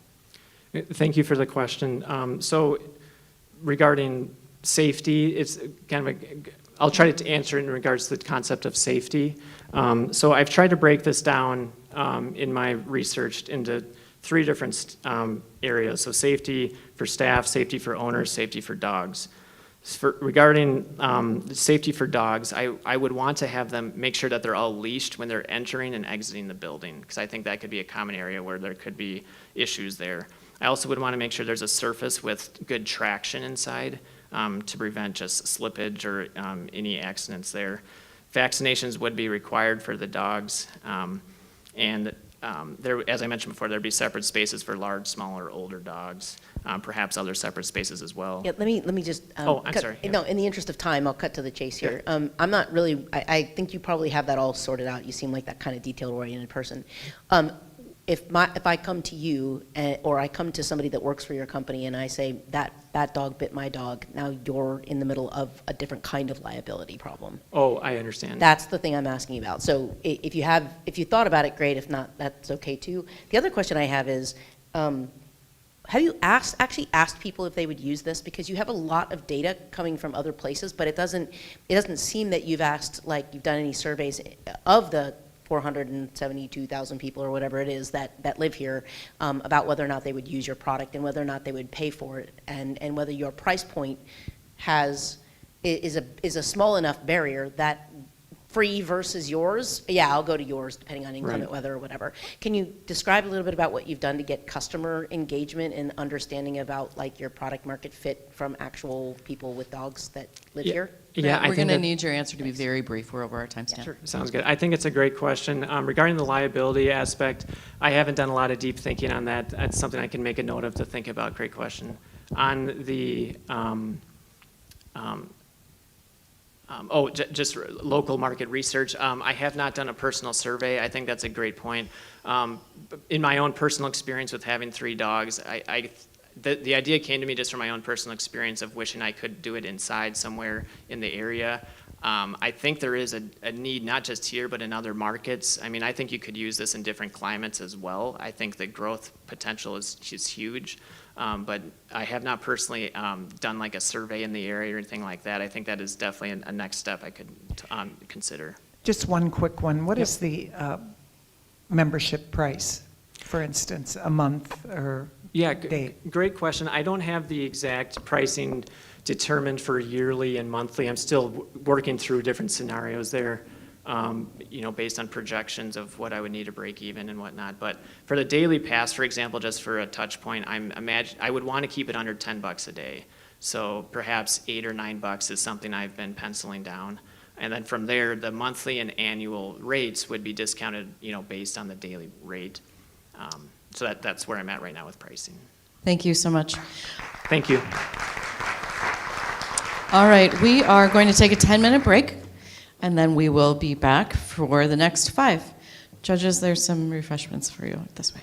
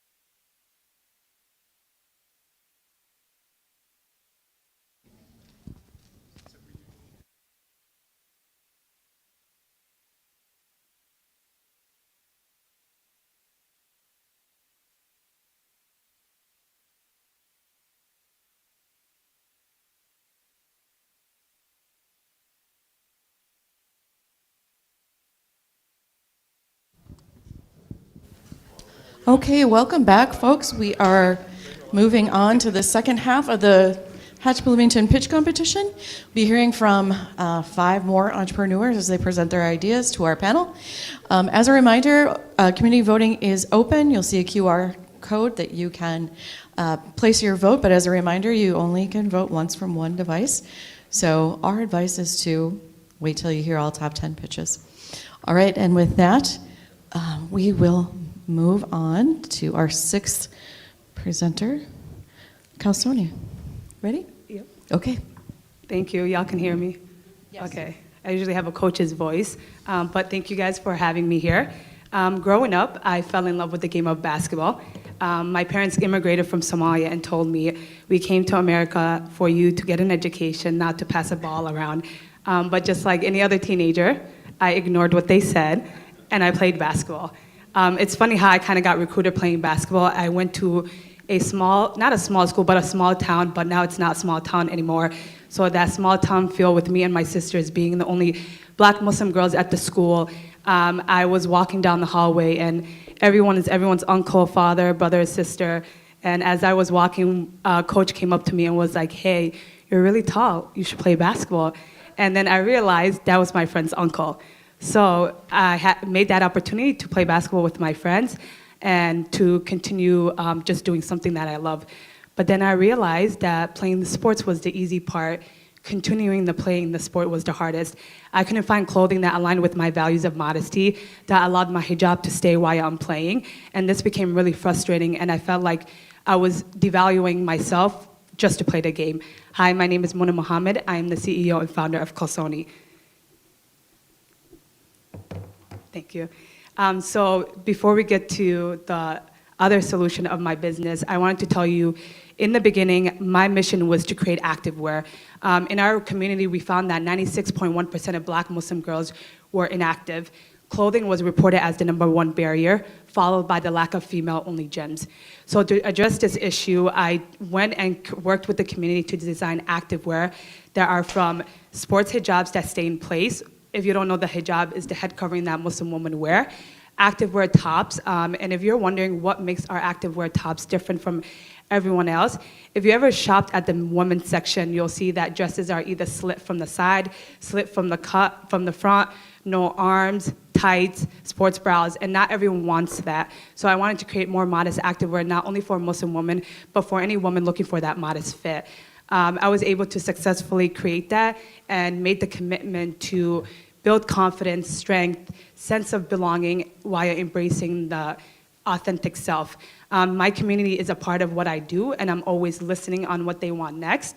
And did y'all hear about gymitation? No, right? Did y'all know 65% of women avoid the gym due to fear or judgment? I realized that Muslim women are not the only ones who are lacking resources to fitness and barriers. There are other women just like you who may fear the gym because someone next to them is fit, and you may feel like, oh, I don't look the part, therefore I'm not gonna go to the gym. Or commitments to time, or fitness knowledge. What is a barbell? How much weight am I supposed to put on? There's all these barriers that prevent a lot of women from hitting the gym. And my goal is to create an inclusive sanctuary that that's built around women health and wellness, and to bring that to the heart of Bloomington. In my business, we will be able to create a space that, a space that you're able to walk in and have an open space for individual workout and group workout. I want to bring some barbells, some weights, and to be able to teach folks about the right techniques, the right way to be fit. I want to be able to create the train the trainer model where people can actually come in, take classes on how to better themselves, how to train, and be able to go back into your own communities and do the same for the women and girls in your life. I want to also, I'm a coffee addict. Hopefully some of y'all are in here too. I know coffee and fitness should not go together, but I want to be able to create a space where locally sourced juice bar where we have coffee and juice that is locally sourced and be able to sell at the place. And also to be able to have an area where people can shop latest collections of my activewear. if you were wondering about the activewear industry, the modest fashion global is at $375 billion by 2025. Similar, the women's global women's activewear market is expected to hit $42.2 billion by 2032. And similar, if you're wondering about the U.S. Fitness Health Club, it's expected to hit $31.2 billion. And if you're wondering about TikTok, women-only gyms are trending at 48.7 million views. If you are wondering about the competitive landscape, a lot of the competitors that I have indirectly for the modest activewear are international brands. I was the first one in the US here in Minnesota to bring modest activewear and sports hijabs, and was lucky enough to partner up with REI to distribute those products. If you're looking at Bloomington and the gym space, you have our typical Lifetime. Yes, I was a member. I canceled. It's expensive. Planet Fitness, and Anytime Fitness. But what's different from Colsoni House is that we are focused and centralized on women's health and women's health needs, and want to be able to create those programs around that. And I like to say NBA, no boys allowed. So my customers that I'm looking for is females ages 14 and up. The reason why I said 14 is I want to be able to create programming about pre-adolescent health. I think at that age, 14 is the highest dropout rate of sports. So a lot of girls start dropping off at 14. I want to create programs around that, teaching them about self-esteem, about fitness, and starting that action at an early age. And anyone else looking to just be in an all-woman gym space, the way I'm going to connect with folks is through online and social media and events. I have sold over 3,500 units, and through this, I made over $175,000, and I was able to create customer brand awareness and connections. So starting off with our house, we were able to have lots of customers come in. So this is part of my growth stage. I was able to create my activewear, and now I want to be able to create this Colsoni house to be able to grow my brand, and hopefully one day become a franchise across the state of Minnesota and hopefully nationally. My goal is, my revenue stream is through activewear, memberships, our juice bar, and then also community programs. My goal is to make $30,000 for my first year monthly, with the goal of making $500,000 by third year. I want to be able to increase 13% each year with the hopes to becoming a successful franchise. Again, my name is Muna Muhammad. I'm the CEO and founder of Colsoni. I went to U of M with studying Masters of Sports Psych with the emphasis in behavioral aspects of physical activity. I worked for the Minnesota Timberwolves and Lynx through corporate social responsibility, and been amazing programs through Tory Burch and Target Incubator. I've made amazing partnerships with not only REI, but also programs like Girls on the Run, in which we distributed over 2,000 sports hijabs. And now I need you guys to become my partners and help me spread the gift of confidence. Thank you. Great, judges, when you're ready. Hey, so I'd love to just hear more about the progress that your brand, like your clothing brand, like tell me about the progress, like from where you started, how it's gone so far, and how this, having a specific place will help take your brand to the next level. Thank you, great question. So a lot of the backstory, I would have told the backstory, but it would take a very long time for the story. I'm an Osberg alum. Over there, I studied exercise science as well. I was a bio major, but basketball took me in other avenues, and decided to become part of research. A lot of research doesn't include community, and I'm a big advocate for community-based research, where we actually work with the community and not for the community. So we worked with 25 young, amazing girls that I coached for over 10 years. I know I don't look like it, but I started coaching at the age of 15, and we designed sports uniforms and activewear. Not once would I thought I would be in this position today running a business. The girls were my inspiration. And then we saw it take off in the community, and then a lot of women were like, hey, we want it too. And then we did a second project with mothers and their daughters, and then that was successful. And then I entered the Minnesota Cup competition. I did not know nothing about pitching or business or what a profit loss sheet is, but through just experience and learning and talking to mentors, I built my business called Sony, which means confidence in Somali. And since then, I've been working alongside the community with the development of our products, going out, doing pop-up shops, flying over to New York, and just putting myself everywhere that I can, regardless of who's there. Even I went to Denver, Colorado. I don't know why I was there, but I did a pop-up shop there and found it successful. And what's really unique is that my intention was to create an activewear for Muslim women, but I get an influx of emails of a lot of women saying, I remember this one email, it was like a 68-year-old woman said, I love to travel, I'm not Muslim, but I bought your stuff from REI, and I love it for traveling, and I love it for hiking, and I feel more covered. There was another woman who said, I have skin disease, I like to use it and protect my skin. So I just grew from being something for my community to something bigger. I have a follow-up question that right in that same line. Yeah. I'm curious about specifically how the money that you would get from this program would enable you to target, market some of the audiences you just mentioned who might not find you by channels that would be common to you if you're mostly focused on communicating with your community. Yeah. I'm curious about that and whether or not any of the dollars that are using this are going to expand that focus for you. Definitely. A portion of the focus is creating a space that's open to everyone, and I think that would drive all walks of life into the gym space. And secondly, I'm hoping to use creative content marketing to be able to hire local, I forgot the name of the group, but there's a group of young kids that create production, wanted to be able to, I'm very big on community, so any dollar signs I see, I like to figure out how I can bring it back into the community. So using local production to create creative content, marketing, WhatsApp groups. I'll go to Lifetime Fitness and get my membership again to drag people, but just figuring out more creative ways and using a portion of that for pre-launching and content marketing. Okay, great. A quick follow-up, are the products UV protected?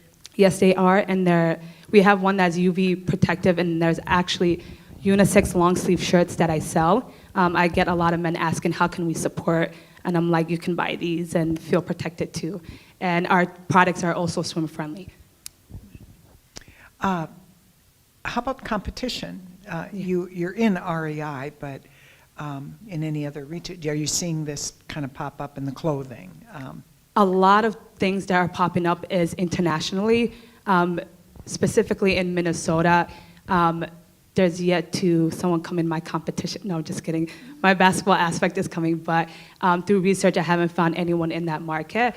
But if someone were to come in my competition in that space, I'm hoping to drive my partnerships that I have with REI and Tory Burch to kind of build that investment and seed funding to be able to grow their brand at a larger scale.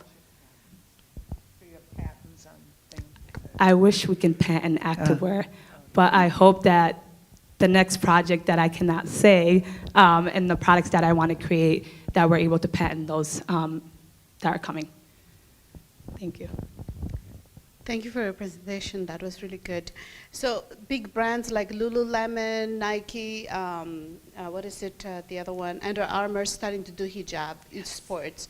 How are you going to differ yourself from those big brands and then not being, try and keep up your brand? That's a great question because I keep them in an Excel sheet. So with Nike and Lululemon, and a lot of these big brands like Gymshark, the thing is they're not a Muslim girl. The thing is they don't know what a sports hijab is. They kind of use market research of existing hijabs, create a sportswear of it. I play basketball and I understand the intricacies of what a hijab looks.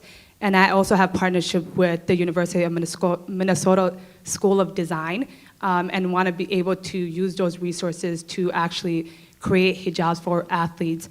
Our hijabs are different in that Nike is a one-size-fits-all. I have about 4 varieties of hijabs for young girls who wants to do a flip to any woman who is jogging. So I really create innovative designs from including magnets to keep it in place, built-in headband to keep the hijab in, and these are different key differentiates between Nike, and Nike and Gymshark make people hijab and face look like an egg, and a lot of women don't like that. So I feel like I could resonate with my the people that I'm actually selling to. I look like them, I know what they're going through, and kind of utilizing that to sell it. We have 1 minute and 20 seconds left. I got a quick question for you. Given the success that you've had at REI, given the national demand that we just heard about from other organizations, why a brick and mortar store in Bloomington as opposed to a strategy that more goes to the online, to developing more retail base with other organizations like Dick's or other athletic type places get placement in there? Why the brick and mortars in Bloomington? Again, really, I'm for community. A lot of people, we conduct research and interviews, and all the time, all women gym space comes up. And it's a constant reminder of like, hey, Muna, you have a kinesiology background, you understand how to create programs. Yes, we love your clothes, but we want more. And I think it's always about like finding the demand and going after it. And then with the brick and mortar, it's gonna not only be a space to sell the activewear, but it's also a space to invite people in to design next collections. So I want that first touch base with community members and to be able to really create with them. And I really can't do that from a small office that I have, and want to be able to have those touching points with community. And I think that's what lasts longer than partnering up with Dick's or REI or things like that. Thank you so much. Thank you. Appreciate it.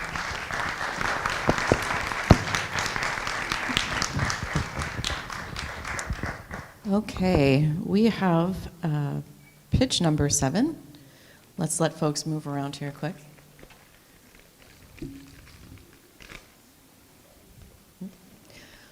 Okay, I'd like to welcome pitch number 7, Nuna African Restaurant and Cuisine. Come on up.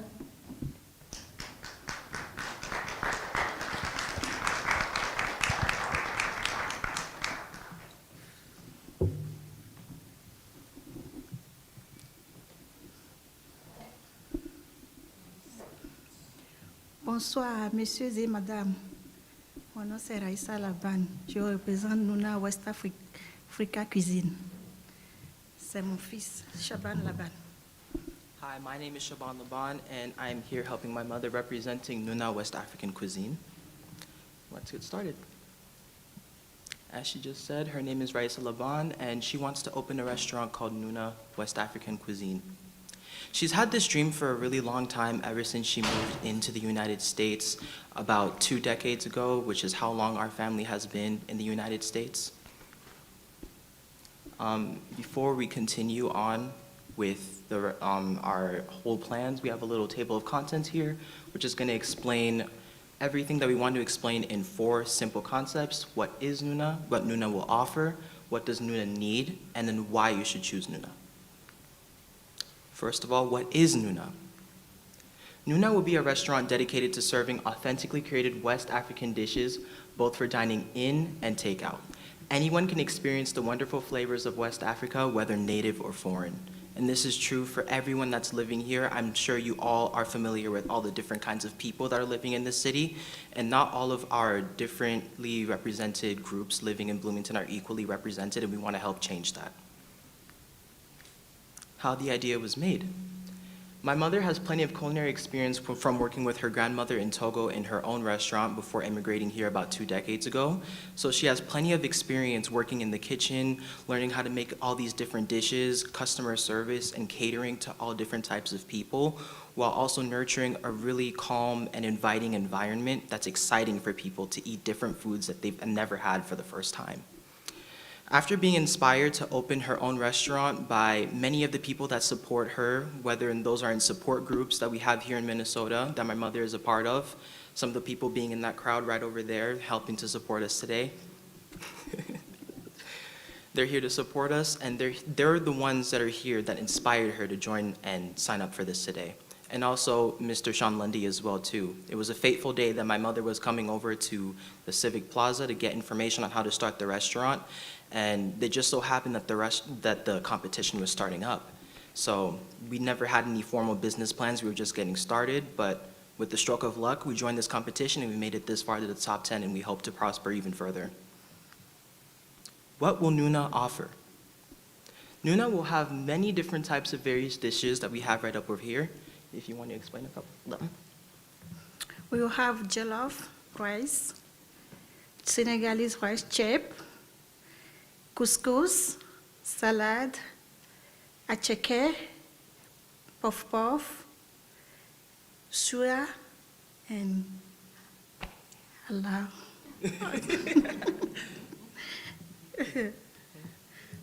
So as you can see on the screen right over there, we have many different types of dishes with different types of meats in them. Some of them are actually desserts, like the one you can see right next to the orange rice with the limes on it. That's the jollof rice. And next to it, that's puff puff, a different type of dessert that's really common. It's kind of similar to donut holes. Okay, there we go. Our missions with this restaurant, first of all, to spread West African culture and visibility across Bloomington, as mentioned before, because our population, honestly, is quite understated in this city. We have a lot of us living here, and we all form our own groups, and we stick to each other, but we want to make our presence known, and starting this restaurant will help us with that. We also want to provide a space for West African people to reminisce of home. We have different types of places for people to do that all across Bloomington. A great example would be like the mosque that we have nearby the Bloomington Walmart on American Boulevard. A lot of people who are Muslim and Somali group up over there quite frequently, and we all get to know each other on a personal basis, and we want to provide a space that'll allow people of African descent and also other people to join in as well too. We also want to provide cultural enrichment, so for those who have never had West African food for the first time, they can give it a try, and they can see if they like it. They can also take what they've learned from experiencing our culture and apply it to themselves in the kitchen as well too, to make more exciting dishes as well too. And we also want to illustrate that anyone from anywhere, if you have a dream and you put your mind to it, you can achieve anything you want to do. And then we have some examples right here of the so-called community that we've built up ever since we've started our lives in Bloomington. These are many examples of the people that my mother is surrounded by on a daily basis that have all been supporting her from day one, and they're pushing so hard for her to prosper in Bloomington and expand even further than what we've ever dreamed. What we need for Nuna, as mentioned before, because we didn't have any business plans, like any formal ones, when we first began planning our restaurant, everything was a bit slow starting. We've had a couple of meetings with business advisors and also people in our community that know about business and opening a restaurant, even those in other states as well too, so we could get some insight. So for example, our licensing, we figured out that's the cost that we might need, $1,024 a year. Spacing, we're thinking of starting at 600 or 700 square feet because we don't need that much space, because we want to start off with more of a takeout sort of space, but as we expand and we make more profit, we want to make a bigger space for people to come and dine in and really experience our culture. We also have some figures for utilities, marketing, and our initial inventory and working capital as well too. These are all estimates, so they're not exactly 100% certain, but this is what we've came up with. And finally, why you should choose Nuna. You're going to be exposed to a culture for the first time. I don't know how many of you in here can claim that you've ever tried West African food for the first time, whether that's Nigerian or Togolese or Ghanaian, anything. I'm not sure, but you should be able to try it for the first time if you let us open our restaurant. We want to highlight the diversity of Bloomington as well too. We have people from all around the world living in one specific city, and we want to highlight that. We want to give everyone their own space, and if we can show that we can start that by setting a precedent with Nuna West African cuisine, I'm sure others will follow suit as well too. We also want to provide variety to the culinary scene as well too, because we haven't seen a West African specifically restaurant open in all of the 2 decades that our family has lived here in the city. We also want to help kickstart a female-led business as well too, which is also going to add to our diversity and inclusion as well too, showing that anyone from anywhere can achieve anything that they want to do. We also want to help stop misconceptions about African people and culture as well too, because although we have been making steps in our education in schools and also socially online as well too, it's not too many people that know about the reality of African culture and assume things that simply aren't true. Finally, we also want to create another restaurant with authentically sourced and organic ingredients for healthy food for all to enjoy, which will also cater to things like allergens and food-specific tastes as well too. It's more than just food, it's home. We have more examples here of different events that my mother has been to, all the people that have been supporting her since day one, all these people that have been here by her side as well too. I kind of also consider them my family too, because they've watched me grow up as well. Thank you so much, everyone. Here are some contacts right here if you want to get into contact with my mother as well too. And I just want to take this time to say that even if we don't win this Bloomington Hatch competition as well too, we are still going to put in further work to start Nuna West African Cuisine. Thank you. Thank you. Great. Okay, we are ready for questions, judges. Clint. Hi, great work. How do you intrigue a new consumer who wouldn't consider the fare? For example, if they say, well, I've never tried West African food, how do you intrigue them, or how do you get them to try, become curious about it? Okay. So for example, like the many different types of fast food chains that we have here in Bloomington, they're pretty commonly based around a different culture. Like for example, Panda Express, that one is more of like an Asian-inspired American restaurant. So maybe those who haven't ever tried Asian food for the first time could dip their toes in it by trying a fusion. So it's kind of the same concept that we can try with Nuna as well too, because in the slideshow we did provide some examples of foods that some might recognize on first glance, like for example, jollof rice. I'm sure many people in here have had rice before. It's a really common staple in the dishes and food that people make. They'll be able to experience new flavors along with those different types of food that they're seeing as well too. And along with that, we can also explain the culture behind why these foods came to being in the first place as well, with their cultural significance and why it's so important to us Africans.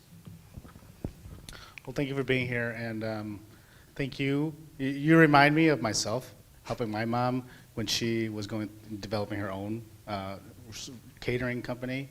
And so I want to give you mad props for supporting your mother, and your mother for taking the time and courage. Thank you so much. My question, having that background, do you have plans for this being primarily family run, or do you have plans to bring on employees as well to support your business?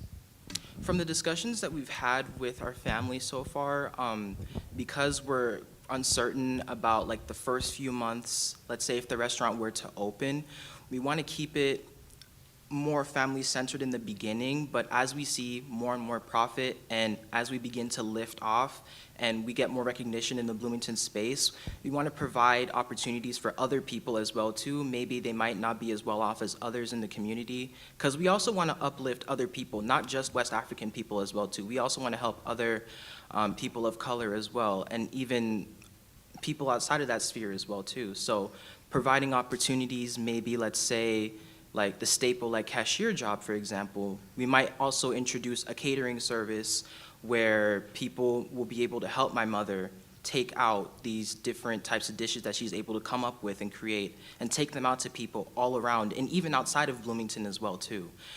We can also consider having people in the kitchen working with her as well, making sure to clean things up. So kind of like how you would see like the staple restaurant with its different roles and jobs that we'd have, but it would be on the come up. It wouldn't be right away because we'd have to gauge our profits and our losses to make sure we wouldn't be expending too much. Yeah. Speaking of that, what is your competition? Is there any other thing like this that exists in the metro area, or to your knowledge? The closest competition that I could say would be, I'm not sure if you've ever heard of it, but there is a halal market by the mosque that's nearby the Walmart that we have here in Bloomington. Their food is more focused on East African food, so that's like the closest approximation that we have to competition here. We don't really have any actual West African representation in the culinary scene, and seeing as how the Somali spaces have been prospering, they're pretty popular. We have people that we know who aren't of that descent that go there pretty often and try out their food and buy it on a frequent basis. We want to support something that's on the opposite side of the continent of Africa and show that we can be just as prosperous as they are while also providing a new experience for anyone to experience. Thank you. Bonsoir. Merci pour la présentation. Merci à vous aussi. Okay, merci. Okay, so talking about profits and, cost and profits. Have you, decided about, is it going to be a buffet style or a sit and down restaurant, or what's the plan? Because that's going to drive the profit, right? And have you thought about the cost and the bottom line revenue? So in the beginning, from what we planned, because we wanted to start small so that if we ever had any losses, they wouldn't be too gigantic, we were thinking of starting with a small takeout so that people would be able to come in, take out the food. If there's a small space, they can go and sit down and eat it and chat with us as well too about their experience and how they like or dislike certain things. So it's a more intimate experience because they'll also be getting to know the family in that as well too. And then as we get more of a chance to expand and grow bigger, we're thinking of opening into more of a takeout and also a dining experience as well too, with the added catering bit as well, if we're able to expand that far. As it comes to a buffet, I'm not entirely sure we're considering that. Are you thinking of? Okay. She's considering the option to open a buffet, but that would have to be after everything else is up and running as well too, because we want to provide different ways for people to experience our traditional culture as well, and not through just the food only as well too, but also by interacting with us and the space that we create in the restaurant as well too, with different theming and objects and items, colors and everything that all add to the experience. 2-minute warning. Thank you. Thank you for being here again. Thank you. Two things. First off, when I lived in San Francisco, I lived across the street from an Egyptian man who ran a pizza joint, but he made pizza Egyptian style, which I did not know existed in the world, and it was always very fun. But more importantly, I got to know him as a person because he would often sit with us as we ate and everything. So I understand the concept you're talking about. I'm curious about the average price per meal.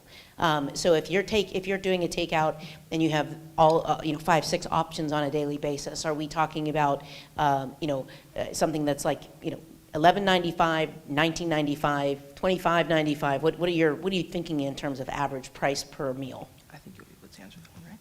The average price like $15. Mm-hmm. Okay. And that would be for like a protein and 2 sides type situation? They mean like adding on like things to the main dish.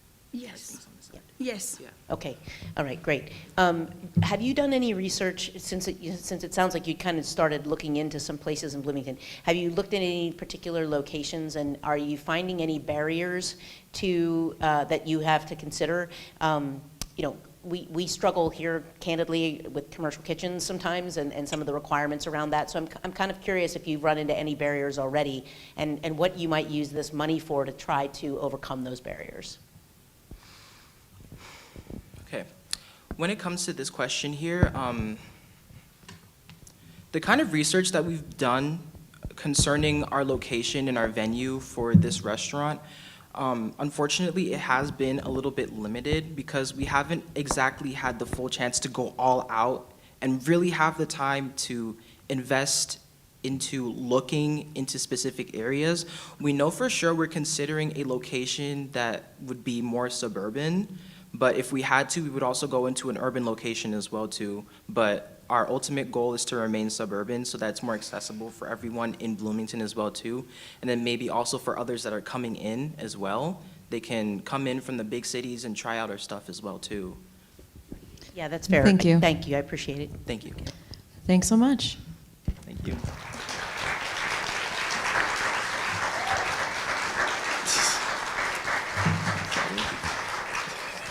Okay. You're all set. Thank you. Okay. We are now at, changing of the guard. People moving.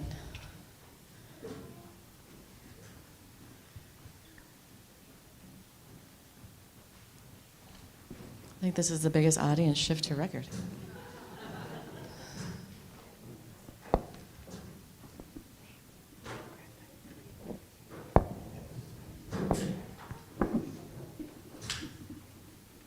Thank you.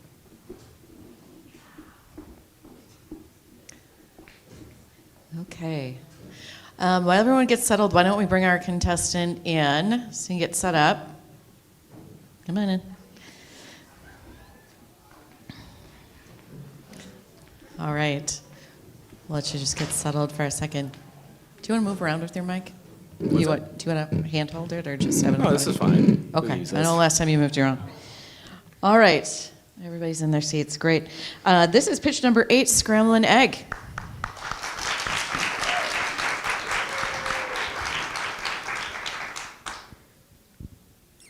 All right, let's get scrambling, you guys. My name is Grant Weitenheimer, and this is Nick Peterson. We're the founders of Scrambling Egg. Scrambling Egg is a fast, casual breakfast establishment that prioritizes quality, service, and timeliness, creating a dining experience like no other. I grew up in Bloomington, Nick grew up in South Minneapolis, and we met in college in Morris, Minnesota. Nick and I bonded over our passion for the restaurant industry, particularly the old-fashioned diners you'll find peppered around Minnesota. That's how we started our concept of the future, one that specializes in all things breakfast, one that can modernize the classic rural diner experience. After graduating, Nick and I remained good friends and worked at many, many different restaurants. We refined our culinary skills, we learned what works in the restaurant industry and what doesn't. One of the most important lessons we learned is to not overcomplicate things. Keep things simple. Nick and I do not like giant menus. Giant menus put a lot of strain on a kitchen. There's too many options, which results in longer ticket times, food waste, and lower quality meals. After learning as much as we could, Nick and I decided it was finally time to start something of our own. We knew we wanted to start small, so we got a little food trailer. We wanted a small menu that was customizable, and our small operating space helped force us to do that.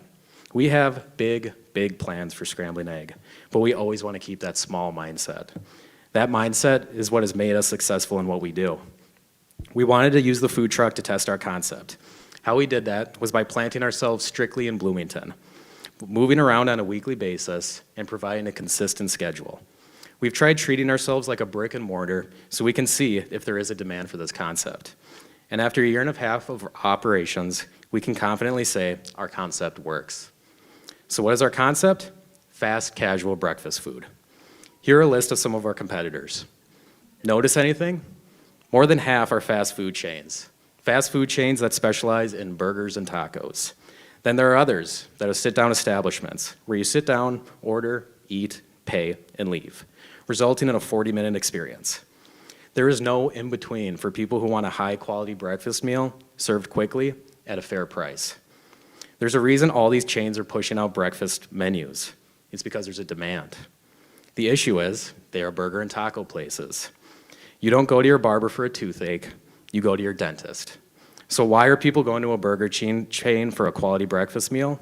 It's because there's no restaurant that specializes in breakfast with an emphasis on speed.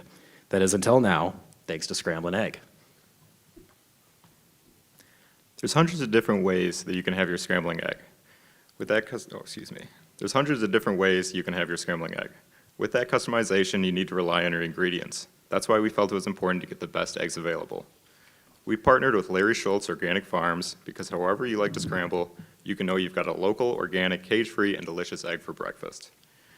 Our menu has an emphasis on customizability. 3 base options with the bowl, the burrito, and the sandwich. 4 meats, 5 veggies, 5 sauces. Make up thousands of different options that people can enjoy. There are also any number of dietary needs, ranging from comfort food to being health conscious. Gluten-free, lactose intolerant, vegetarian, vegan, pork-free, there's something for everyone at Scrambling Egg. We designed the menu to be streamlined through prep, with high-quality ingredients prepared daily, limiting food waste and keeping costs low for customers.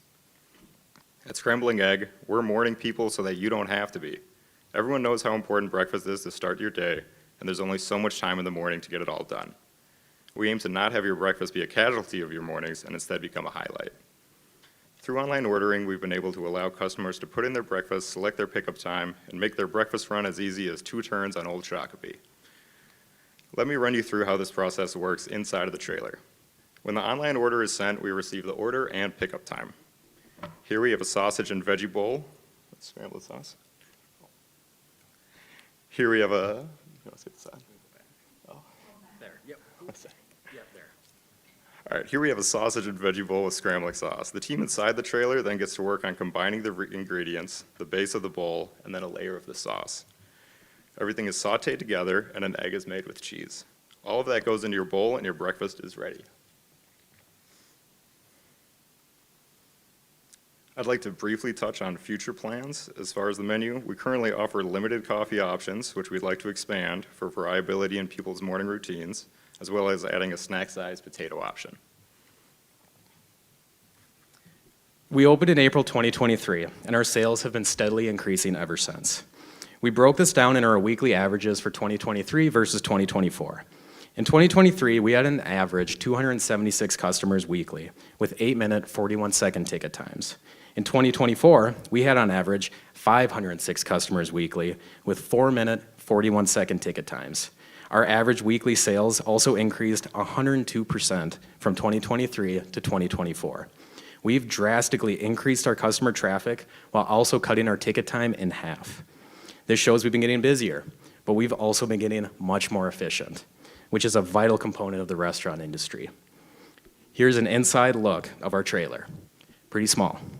It's hard to visualize, but on Saturdays, we have 5 people inside of there, with 1 person outside taking orders. Each person has their own station where they stay planted. We rarely move behind each other, making an efficient assembly line process. We've changed the layout numerous times to minimize steps and maximize our efficiency. This small layout has been a big benefit to our operating system, but as we've been getting busier, it has started to become a problem. We've done something we're very proud of. We've outgrown our space. We've solved a lot of problems that have made us more efficient, but we now feel like we've maxed out our little trailer. We will always keep our small mindset, but we're ready to get bigger, and our customers are too. We've received a lot of positive attention from our customers, social media influencers, and journalists. The feedback has been very positive, and we're ready to meet the demand. We have a location in East Bloomington that we're planning on moving into. The space needs some minor renovations, but doesn't require a full build-out, which saves a lot of money. We would use the money to restore the space, create a pickup window, create a curbside pickup system, improve our online ordering platform, and get kiosks for efficient ordering systems. Not only do these factors create a smoother ordering process, but it saves on labor expenses. And these savings can be passed on to the customers to create a more price-friendly menu. Now we include another picture of our host, Annie, because I know people get nervous that technology diminishes the hospitality aspect of a business. We know how important hospitality is in the restaurant industry, and we will never let technology compromise our hospitality. At Scrambling Egg, you will always be greeted and helped with a friendly face. Nick and I started Scrambling Egg because of our love for the American diner. Not only do we love the food, but we love the environment, and we want to bring that to Scrambling Egg. We want people to feel like they are walking into a classic diner with a modern twist. We also got in the food industry because we like to serve others. Creating something that fills someone up and provides them with a memorable experience is the best feeling in the world. We've had so much fun meeting new people every day, and having the opportunity to become a part of the community in Bloomington would be a great honor. This is a great town with amazing people, and we couldn't be happier at the thought of establishing and growing Scrambling Egg in Bloomington. With your votes, we can really get scrambling and grow to our full potential. Thank you. Thank you. Judges. Good evening, thanks for being here. How many weeks a year do you operate right now? I mean, we try and be open every week we can. I mean, obviously, seasonality can affect things. So we try and do 52, but I mean.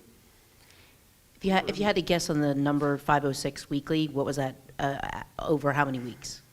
506. So we averaged it out. We took our week every week, and we took how many weeks we were open. And I don't have that number, unfortunately, but then we averaged it out for all those weeks. Right, that makes sense. I was just curious what the number of weeks you were open was, because I was trying to do some math here. I gotcha. That's okay. That's cool. We'll go on. I'm curious. You mentioned that you've gone from place to place to place, and I follow you on social, right? So I know where you're going. You're moving into a brick and mortar that will put you in one part of town without moving around. How do you feel like that impacts your business model, positively or negatively? Well, we definitely think it'll affect it positively because of the location. It's in a very, very good, busy, high-trafficked area, and there's also future projects that are being done by the city of Bloomington to help improve the area and make it more walkable and bikeable and bus transit systems. So we envision the space is only going to become busier, and I mean, we really want to reiterate the point that, you know, we don't treat ourselves like other food trucks where they go to where the people are, they go to the events. We try and just stay in the same location and just have the people come to us, because that shows they like our food, they like what we're doing, and it kind of just proves the concept more and more.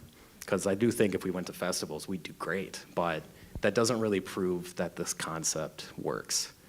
Last question, do you know the margin on your food right now?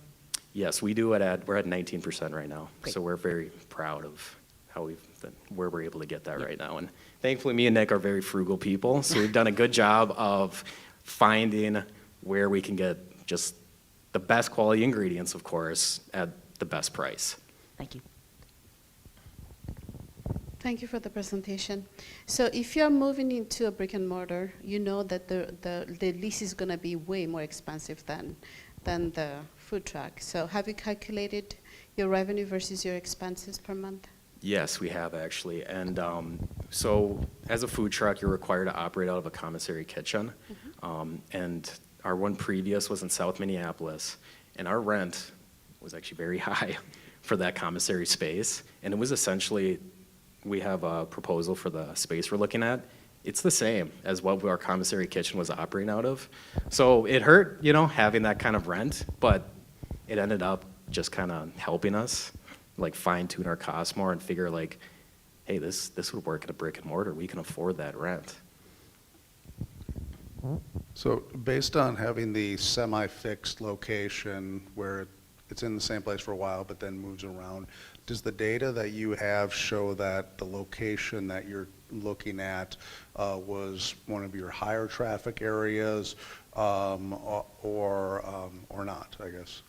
Well, that is the nice thing about being a food truck is we can test it. So we actually recently tested the spot, and it was, you know, I mean, it takes a while. When you go to a spot, your first week there's, you know, so-so.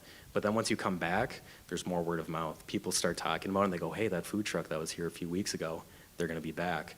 So we tested that space out, and our sales they were very good. They matched, like, our normal week. Sure, they might have been a little bit lower, but we're very confident if we go back to that space, we can definitely reach our average sales for a weekly basis. Just quick follow-up. In your experience on that, how far are people driving to come to your location? I mean, a lot. We have a lot of repeat customers, and we were at that new spot that was more east. A lot of them drove that distance to get there. We don't necessarily know how far they drove. But I mean, just to talk more about that area, it's very high trafficked. And I mean, the whole thing too is like, we just want to prove this concept because we think this can work all across the nation, to be honest. We think this works everywhere. So we're not necessarily worried about moving away from where our normal customers are, because we know we're going to have the ability to bring in new customers because of how good our food is and our service. Two quick questions. First is, how many days a week are you guys open currently, if I ever wanted to come stop by and get some? And what are your big picture plans? Like, if 10 years from now, what do you imagine Scrambling Egg being? No, we definitely have a lot of visions, probably too many visions. But I kind of think of a lot of ideas, and Nick helps keep me in check. That's why we're good business partners. But to answer your first question, we're open 5 days a week. We would like to expand that 100%, especially with the brick and mortar, ideally 7 days a week. Including hours as well. Currently we operate 7 to noon. We're hoping for brick and mortar. We'd be open earlier as well as later in the day, into the lunch hours. What day? Tuesday through Saturday. Yep, yeah. So we'd like to add Monday, because kind of the main thing too we want to show is that we're not necessarily a brunch spot. We don't want to be known as like, this is where you're coming to hang out and drink mimosas and Bloody Marys. This is more designed for people that are on their way to work, on their way to school, and they want a quick meal. But other plans, I mean, we just want to grow this thing because we know it's got legs. Like, we know we can keep going and make this thing big and roll it out nationally. I mean, that's the dream. I want to raise chickens someday and supply our own eggs. Wow. We'll see if that's possible. All right, 2 minutes.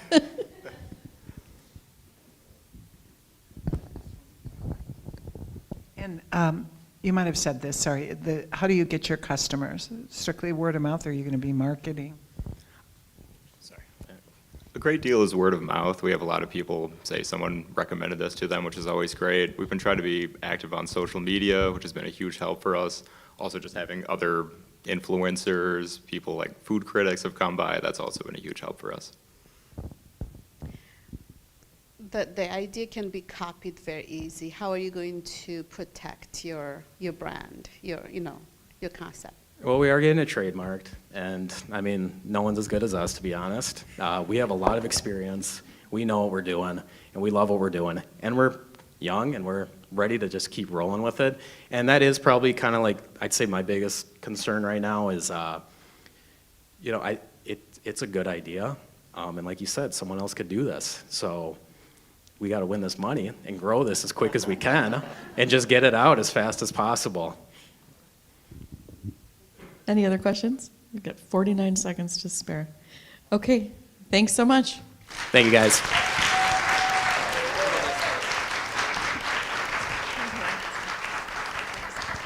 Okay, any audience shifts? The time is now.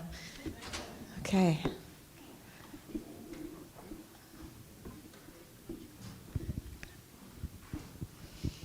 Okay. We'll let our contestant get ready here. We'll let everybody leave Katie and then we'll go. You guys can stay. Okay, just kidding. You can vote for me too. It's fine. Solid. But you have to listen to all 10 first. All right, where's my, okay, clock. Okay, so pitch number 9, the arts creative Katie Ross. We're ready to go. Time is there. Thank you. All right, thank you guys so much for allowing me to be here tonight. My name is Katie Ross, and I own the Arts Creative, which is a studio on the other side of Bloomington, where we are cultivating a village of creatives with purpose. So I want to ask you guys something first. Can you remember the name of your favorite teacher? I have a couple favorite teachers, and when I remember what I really remember most about them is how they empowered me and how they really made me think I can do anything that I put my name to or that I put my mind to. I had the privilege to teach for over 10 years in the surrounding area, and I loved empowering my students to lean into those mistakes and learn how to grow through those mistakes. So,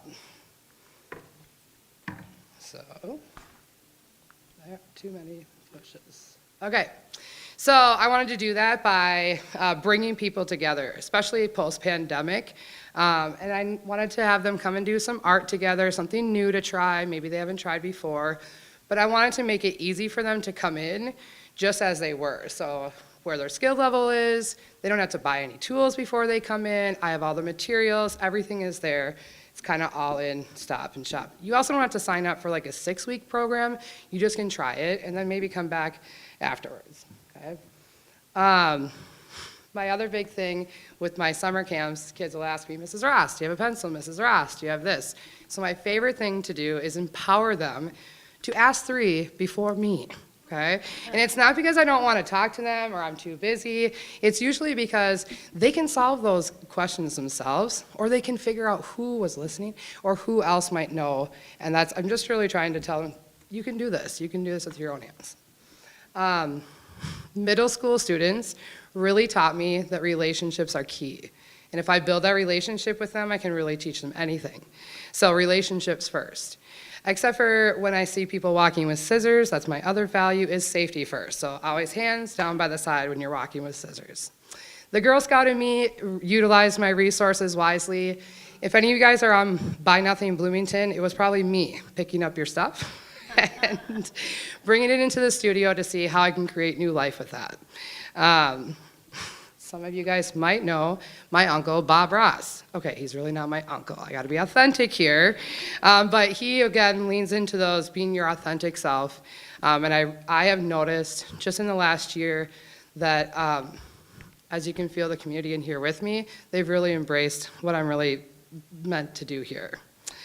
So, how I was gonna do that, I'm pressing over here, is started bringing art classes, not just for kids, but for adults too. Some of us haven't even had art class since probably 5th grade. Throughout the summer, people ask me, hey, do you do birthday parties? And I was like, yeah, we do birthday parties. What do you want to do? You know, and the birthday parties were all ages as well, which was really fun. Like I said, summer camps have been a good thing, a great source of revenue. We all know that childcare is super expensive, and summer camps are really expensive. But I pulled out my resources again, and I made a connection with the Springboard for the Arts so that I could be fiscally sponsored so I could reduce the summer camp costs for parents. I've already helped over 10 families with over $1,000 so that they could reduce those costs. And those adults didn't know that that place was for them. So I grabbed my Mary Poppins bag and I cruised on over to 9 Mile and Fat Pants and other restaurants and stuff to say, let me expand your experience, remind you how much fun you have with art, and then tell you that I'm over there on the other side of Bloomington and come and find me. This is a great visual as a gardener. You could see that I have already bared fruit in my first year. I'm cash positive. I've actually hired a couple local artists to do some summer camp stuff with me or teach classes. But you could see there's a couple bugs. You know, we all have maybe not the best fertilizer yet, and I have been working out some of those bugs. I've learned a lot in that first year. I'm definitely the hands-on learner.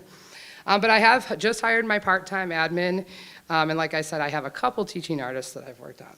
But imagine when you crush up those eggshells and you put them into, come on, there. Imagine you crush up those eggshells from Hatch Bloomington and we fertilize this awesome business, and you can see that I can start teaching a lot less, hiring a lot more. I'm working with somebody on Elevate Hennepin right now with a marketing strategy. It's gonna cost some money, whatever he tells me to do to put that out, so I need that money for that. Really what you're gonna see is that I get to jump to year 5. So I don't have to do that slow organic growth, which I will, and we have been, but with the Hatch Bloomington, I can jump straight to year 5, which would be awesome. You're gonna see all the art studios around the Twin Cities. You can see my big, beautiful star guiding you right to where you wanna be. And especially for those western suburbs in the Southwest, they don't have a place to go to, and unlike from one side of the Bloomington to the other that takes us 15 minutes, and we don't want to do that, these people will get in their car for more than 20 minutes to come all the way because they have told me there's nothing else that does this, that one stop in. So I actually had people all the way from River Falls one day for a stop in, and I had somebody all the way from Pine City, so that's pretty far. Just this weekend, so I told you we're a new spot to gather. I told you the neighbors are coming.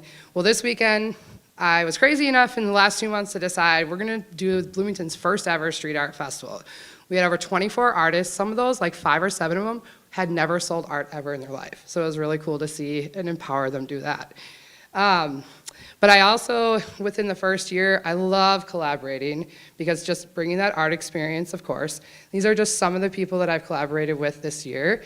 I have to point out Clutch Hitters, who was my partner there for the Bloomington Street Art Festival. So we got to merge that artist and athlete. Something I never thought I could do as an educator was be friends with the coaches. You know. They always take my time. So it's not just for nothing, okay? We're doing this on purpose. Art has a lot of power. We know about art healing. You know that you've had those adult coloring books for your self-care. Art is culture, brings us together.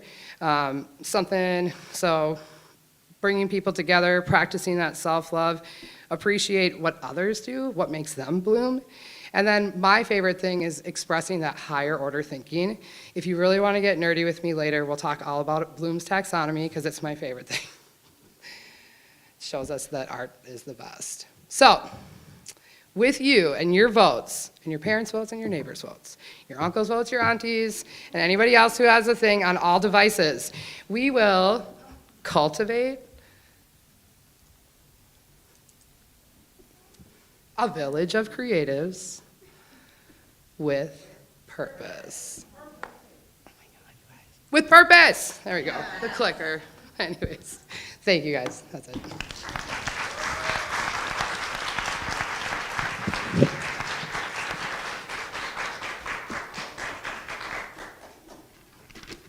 Okay, judges, when you're ready.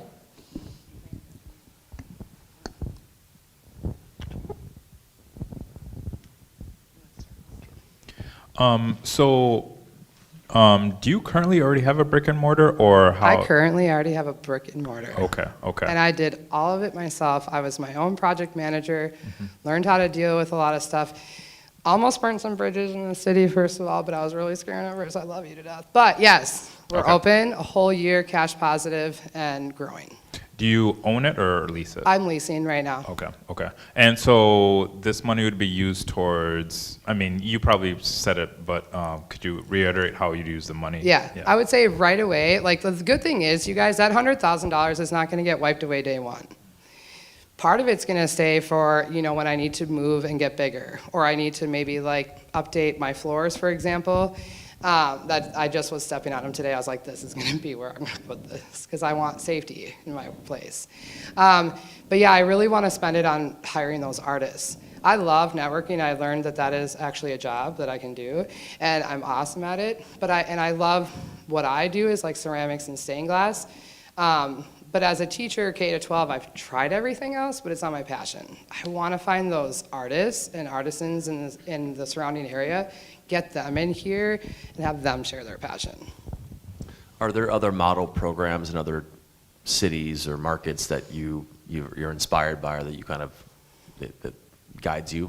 Yeah, definitely you gotta learn what other people are doing. I love that you didn't say my competition, because art is not competition. More art just means more art. But there is one up in, it's called Rum River Art Center.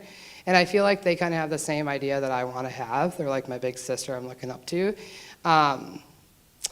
But because they're doing like hiring other artists. It's these other smaller shops that are very niche to like what age they are bringing people in, or like the type of, maybe, I don't want to dumb them down at all, but like it's more for the refrigerator, and it's less about the process and learning. So I think I'm a little different in that way. So to kind of build on that, you said with this funding, it would help you get to year 5. So what's year 5 through 10 look like for the Arts Creative? Okay, so when I get to Hatch Bloomington and I'm at year 5 next year, then I have to start thinking about how can I, do I need to find a place that's bigger? I have a dream one day that like there's a cafe, right? That there's local chefs that are making something, and you need to take and bake to go. You know, your kids get dropped off at school, after school with me, and they bake something to go and they leave it. I've got thousands of huge big dreams. You've only seen about like 20 of them at a time right now, but if I could, I would love to buy a space, if it's the right way, you know? If it's working for me, that I can just add more Mary Poppins bags to people and send them on their way, awesome. I do think that the brick and mortar is important, because I've had people be like, oh, this is my space. And so I'm like, okay, good thing I didn't just do mobile first, because they do need this space. So I think we could do both. Can you give us an overview of what type of art currently goes on, and any expansion plans of different types of art mediums that you're thinking about if you expanded the space? So what's cool about me is that I am a little bit unique already, having stained glass. So I have like the copper foil, I have the lead cane, and I have mosaic. I have a low fire ceramics, which is actually different than artistry with a high fire. But like, for instance, this weekend I met a bunch of artists. One lady does raku. Raku is like a pit fire that you can do actually mobile if you want to. So I'm like, well, we should collab. We'll take my students who already have their bisqueware, and we'll go have like an event one time, and we're gonna have a raku party, you know? Another person this Thursday who's coming in is a local artist. She does like, I get really excited about this. She does those big weavings where like, you have to go like, and you like throw it through, you know, and it's like the big, huge looms. She's bringing 10 of those to my studio on Thursday as a visit. I mean, yeah, you want to come? It's $40, I'm telling you, it's really fun. It's like when all those ones have been in the museum you're not supposed to touch, I get to touch them this week. And the kids, it's for the kids. Actually, 2 adults have already signed up, so. But yeah, I mean, like I said, it's like finding those artists. What's your passion? Because you guys can tell I'm passionate, and that's what makes people excited. So I can really fake that I'm super excited about anime. My poker face isn't that great, but I can fake it sometimes if I need to. But I'd much rather hire Savannah, who is really awesome and she wears all her anime, and she knows it right off the top of her head, because it's the authenticity part, you know. Sorry, I love art, and so this is always, I want to just talk to you. That's the problem. So I'll come by later. No, the specific question I have is, when you think about the education process of art, how do you measure that from an outcome perspective? When you think about like your business objective, how students are learning, if that's your objective, how are you measuring that for yourself to say, in addition to being cash flow positive, I also believe I have a successful business because? Yeah. So it's awesome because you're pulling on my heartstrings as a teacher, and I said it earlier that like art gets cut. I think it's on purpose. I think that we are building people who are following directions because we need a lot of employees. I want to make innovators, I want to make problem solvers, and I want to bust through that. And we take it away pretty early, and you have to go seek it. And you have to fight against your athletics or your chess club or whoever. That's why I didn't fit in the education anymore, because like I just push these arts. I know that the learning's happening because I force them to learn it. I force them, like Mrs. Ross, what color, or they'll say something like, well, what do I do next? And I'm like, well, did you ask 3 before me? Like, did you? And then they are, right then, I don't have to tell them they're learning their whole entire world, but I'm teaching them that they can do it themselves. So I actually had to stop summer camp this morning. I had the festival 3 days, and then I did summer camp this morning, 9 to 4. And I go, you guys, it's a trick. I tricked you. You think you're coming in here learning art? I'm actually trying to teach you to be a good person. So when she's talking, I need you to be quiet so we listen, you know? And it's like, these kids are looking at me, they're like, Mrs. Ross, we're not in school, leave me alone. And I'm like, but we're always learning. And if you're an adult, you're always teaching a kid something. So no matter what you're doing. But as far as measuring it, like maybe one day I can get certified because I will crush the numbers. I know my kids will. 38 seconds for a last question. Good. Okay, thank you. Thank you, guys.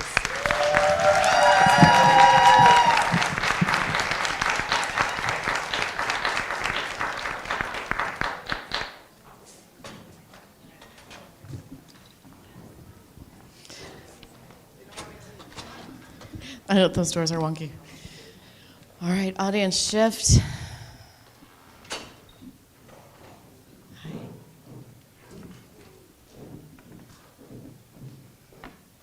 All right, we're just about there.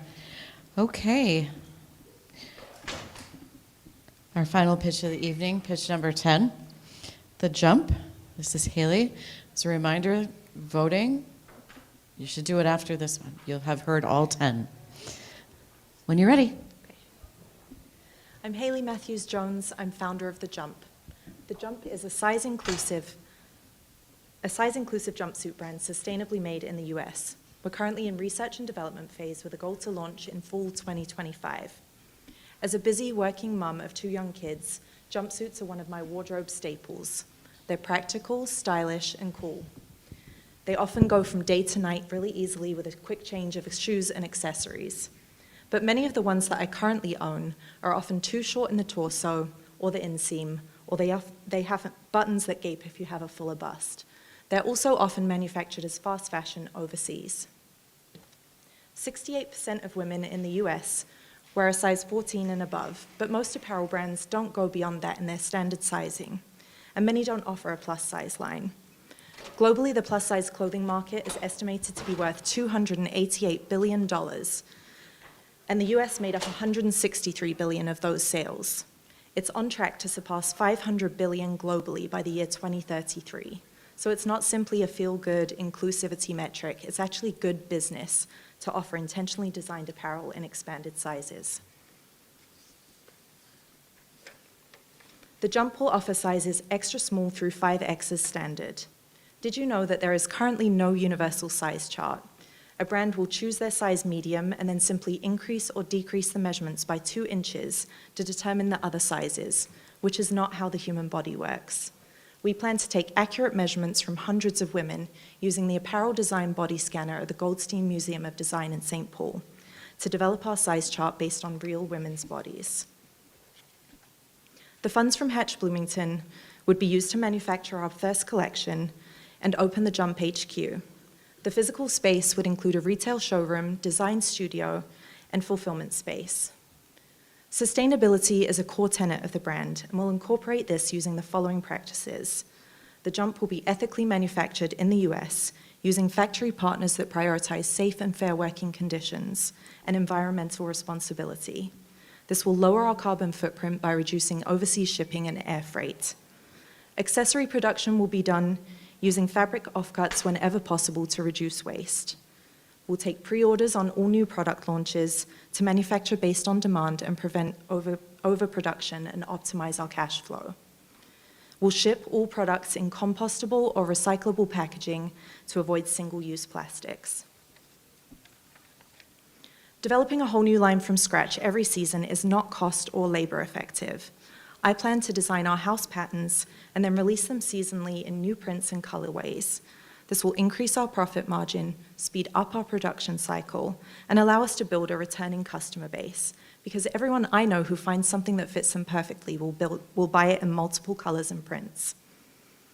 The bulk of our paid marketing will be through Instagram ads targeted at women aged 30 to 50 in the US and Europe, influencer partnerships, and TikTok Shop. We'll also use a heavily segmented email marketing campaign to retarget our e-commerce visitors. We'll use a SKU rationalization process annually to analyze which products are driving the bulk of our revenue in both sales and profit margin, and refine the product line based on that data. Typically, 20% of sales will be driving 80% of revenues in an apparel business. Most fashion designers are creatives, but they don't necessarily know how to scale a business. I have a proven track record of 9 years as an entrepreneur and know exactly how to deploy these funds if I win. If I made a $100,000 shopping list, our projections show we'd be cash flow positive by the end of year 2, which is a good way to build a business. But I look at Hatch Bloomington the same way I would if a venture capitalist were investing in my business, where they would expect a 10x return on their investment. I plan to ensure that the Jump is sustainable long after the competition ends and those funds have been spent.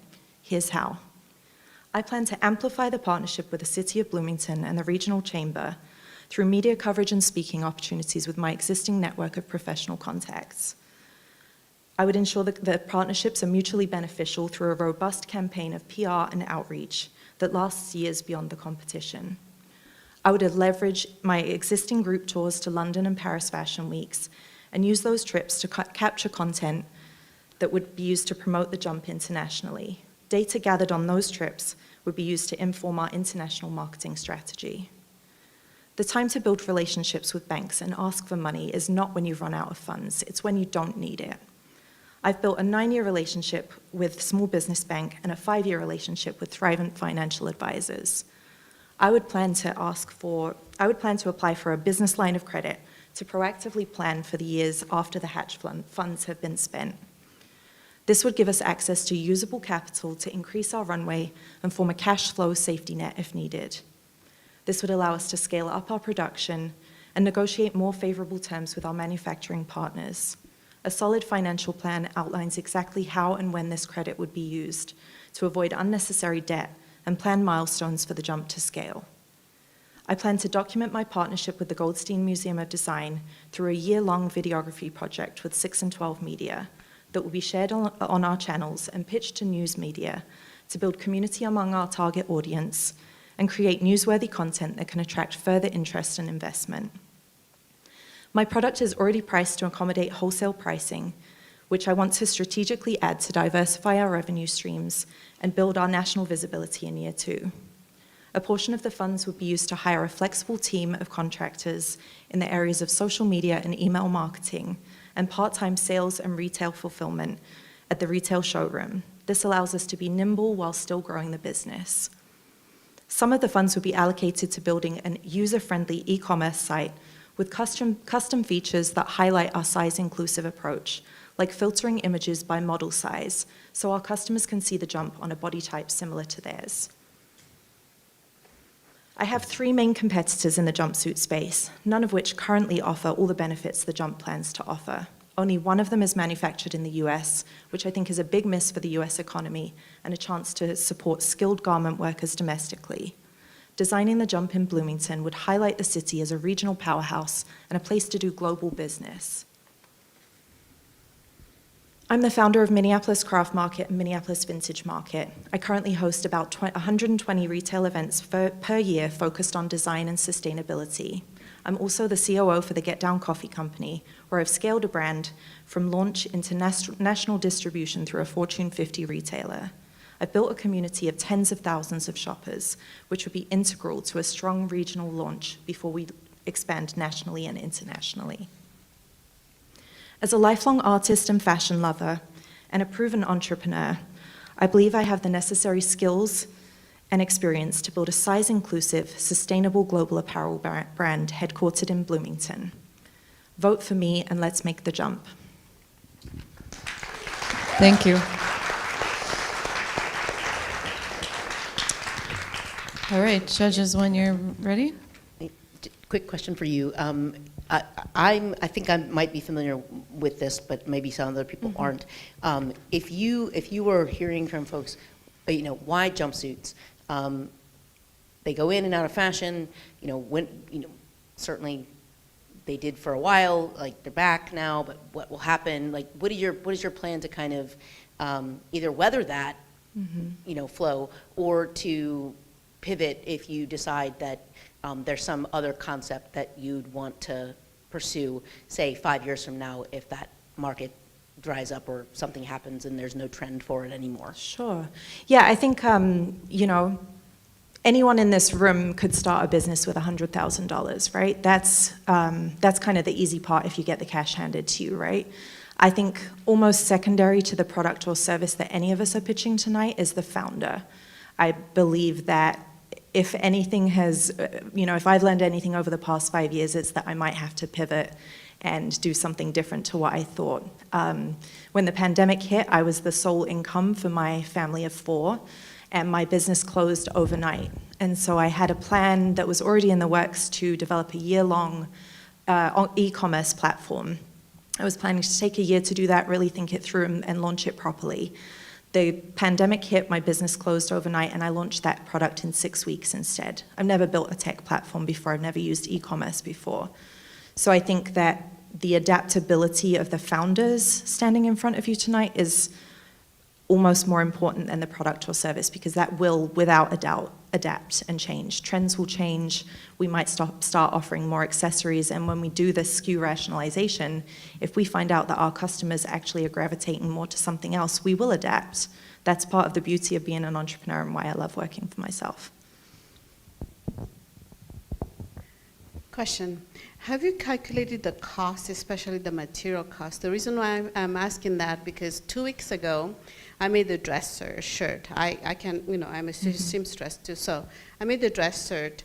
It cost me $45 for just the fabric alone. So for a jumpsuit, you're gonna need about 4 yards, so $45 for the material alone, and then it cost me $15 for the button, and I had to do it myself, so I didn't pay myself. But here, you're gonna pay people at least about $15 an hour, 13, 15.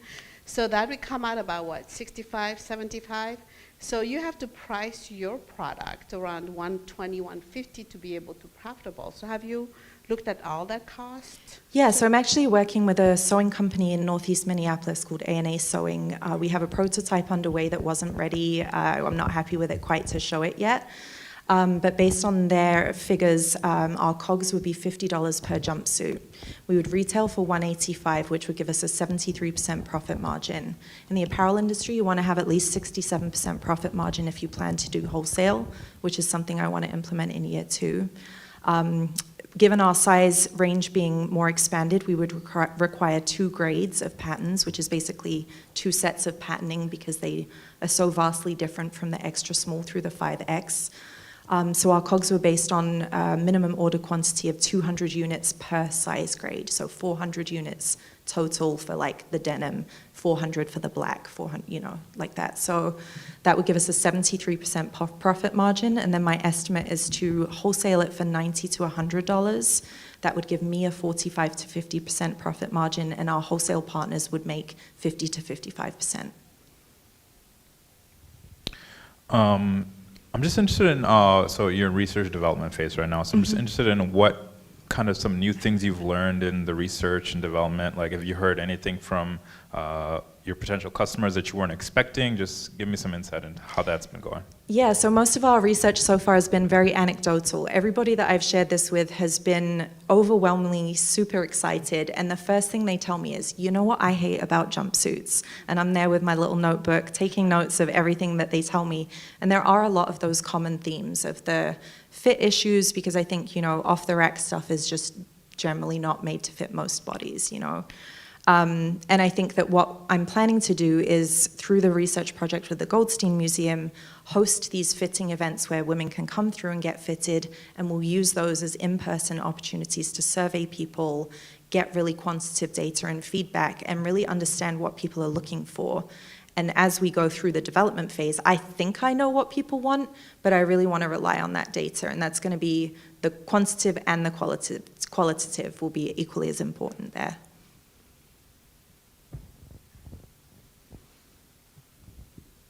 Other questions? Okay. Thank you. Thank you. All right.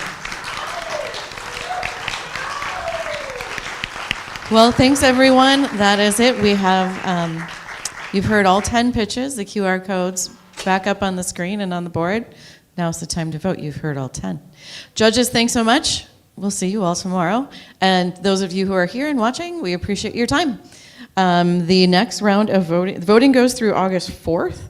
The top 3 will be announced, I believe the date is October 6th, and the finalists will be picked at the end of August 22nd. August 6th, sorry. So, we'll see you all then.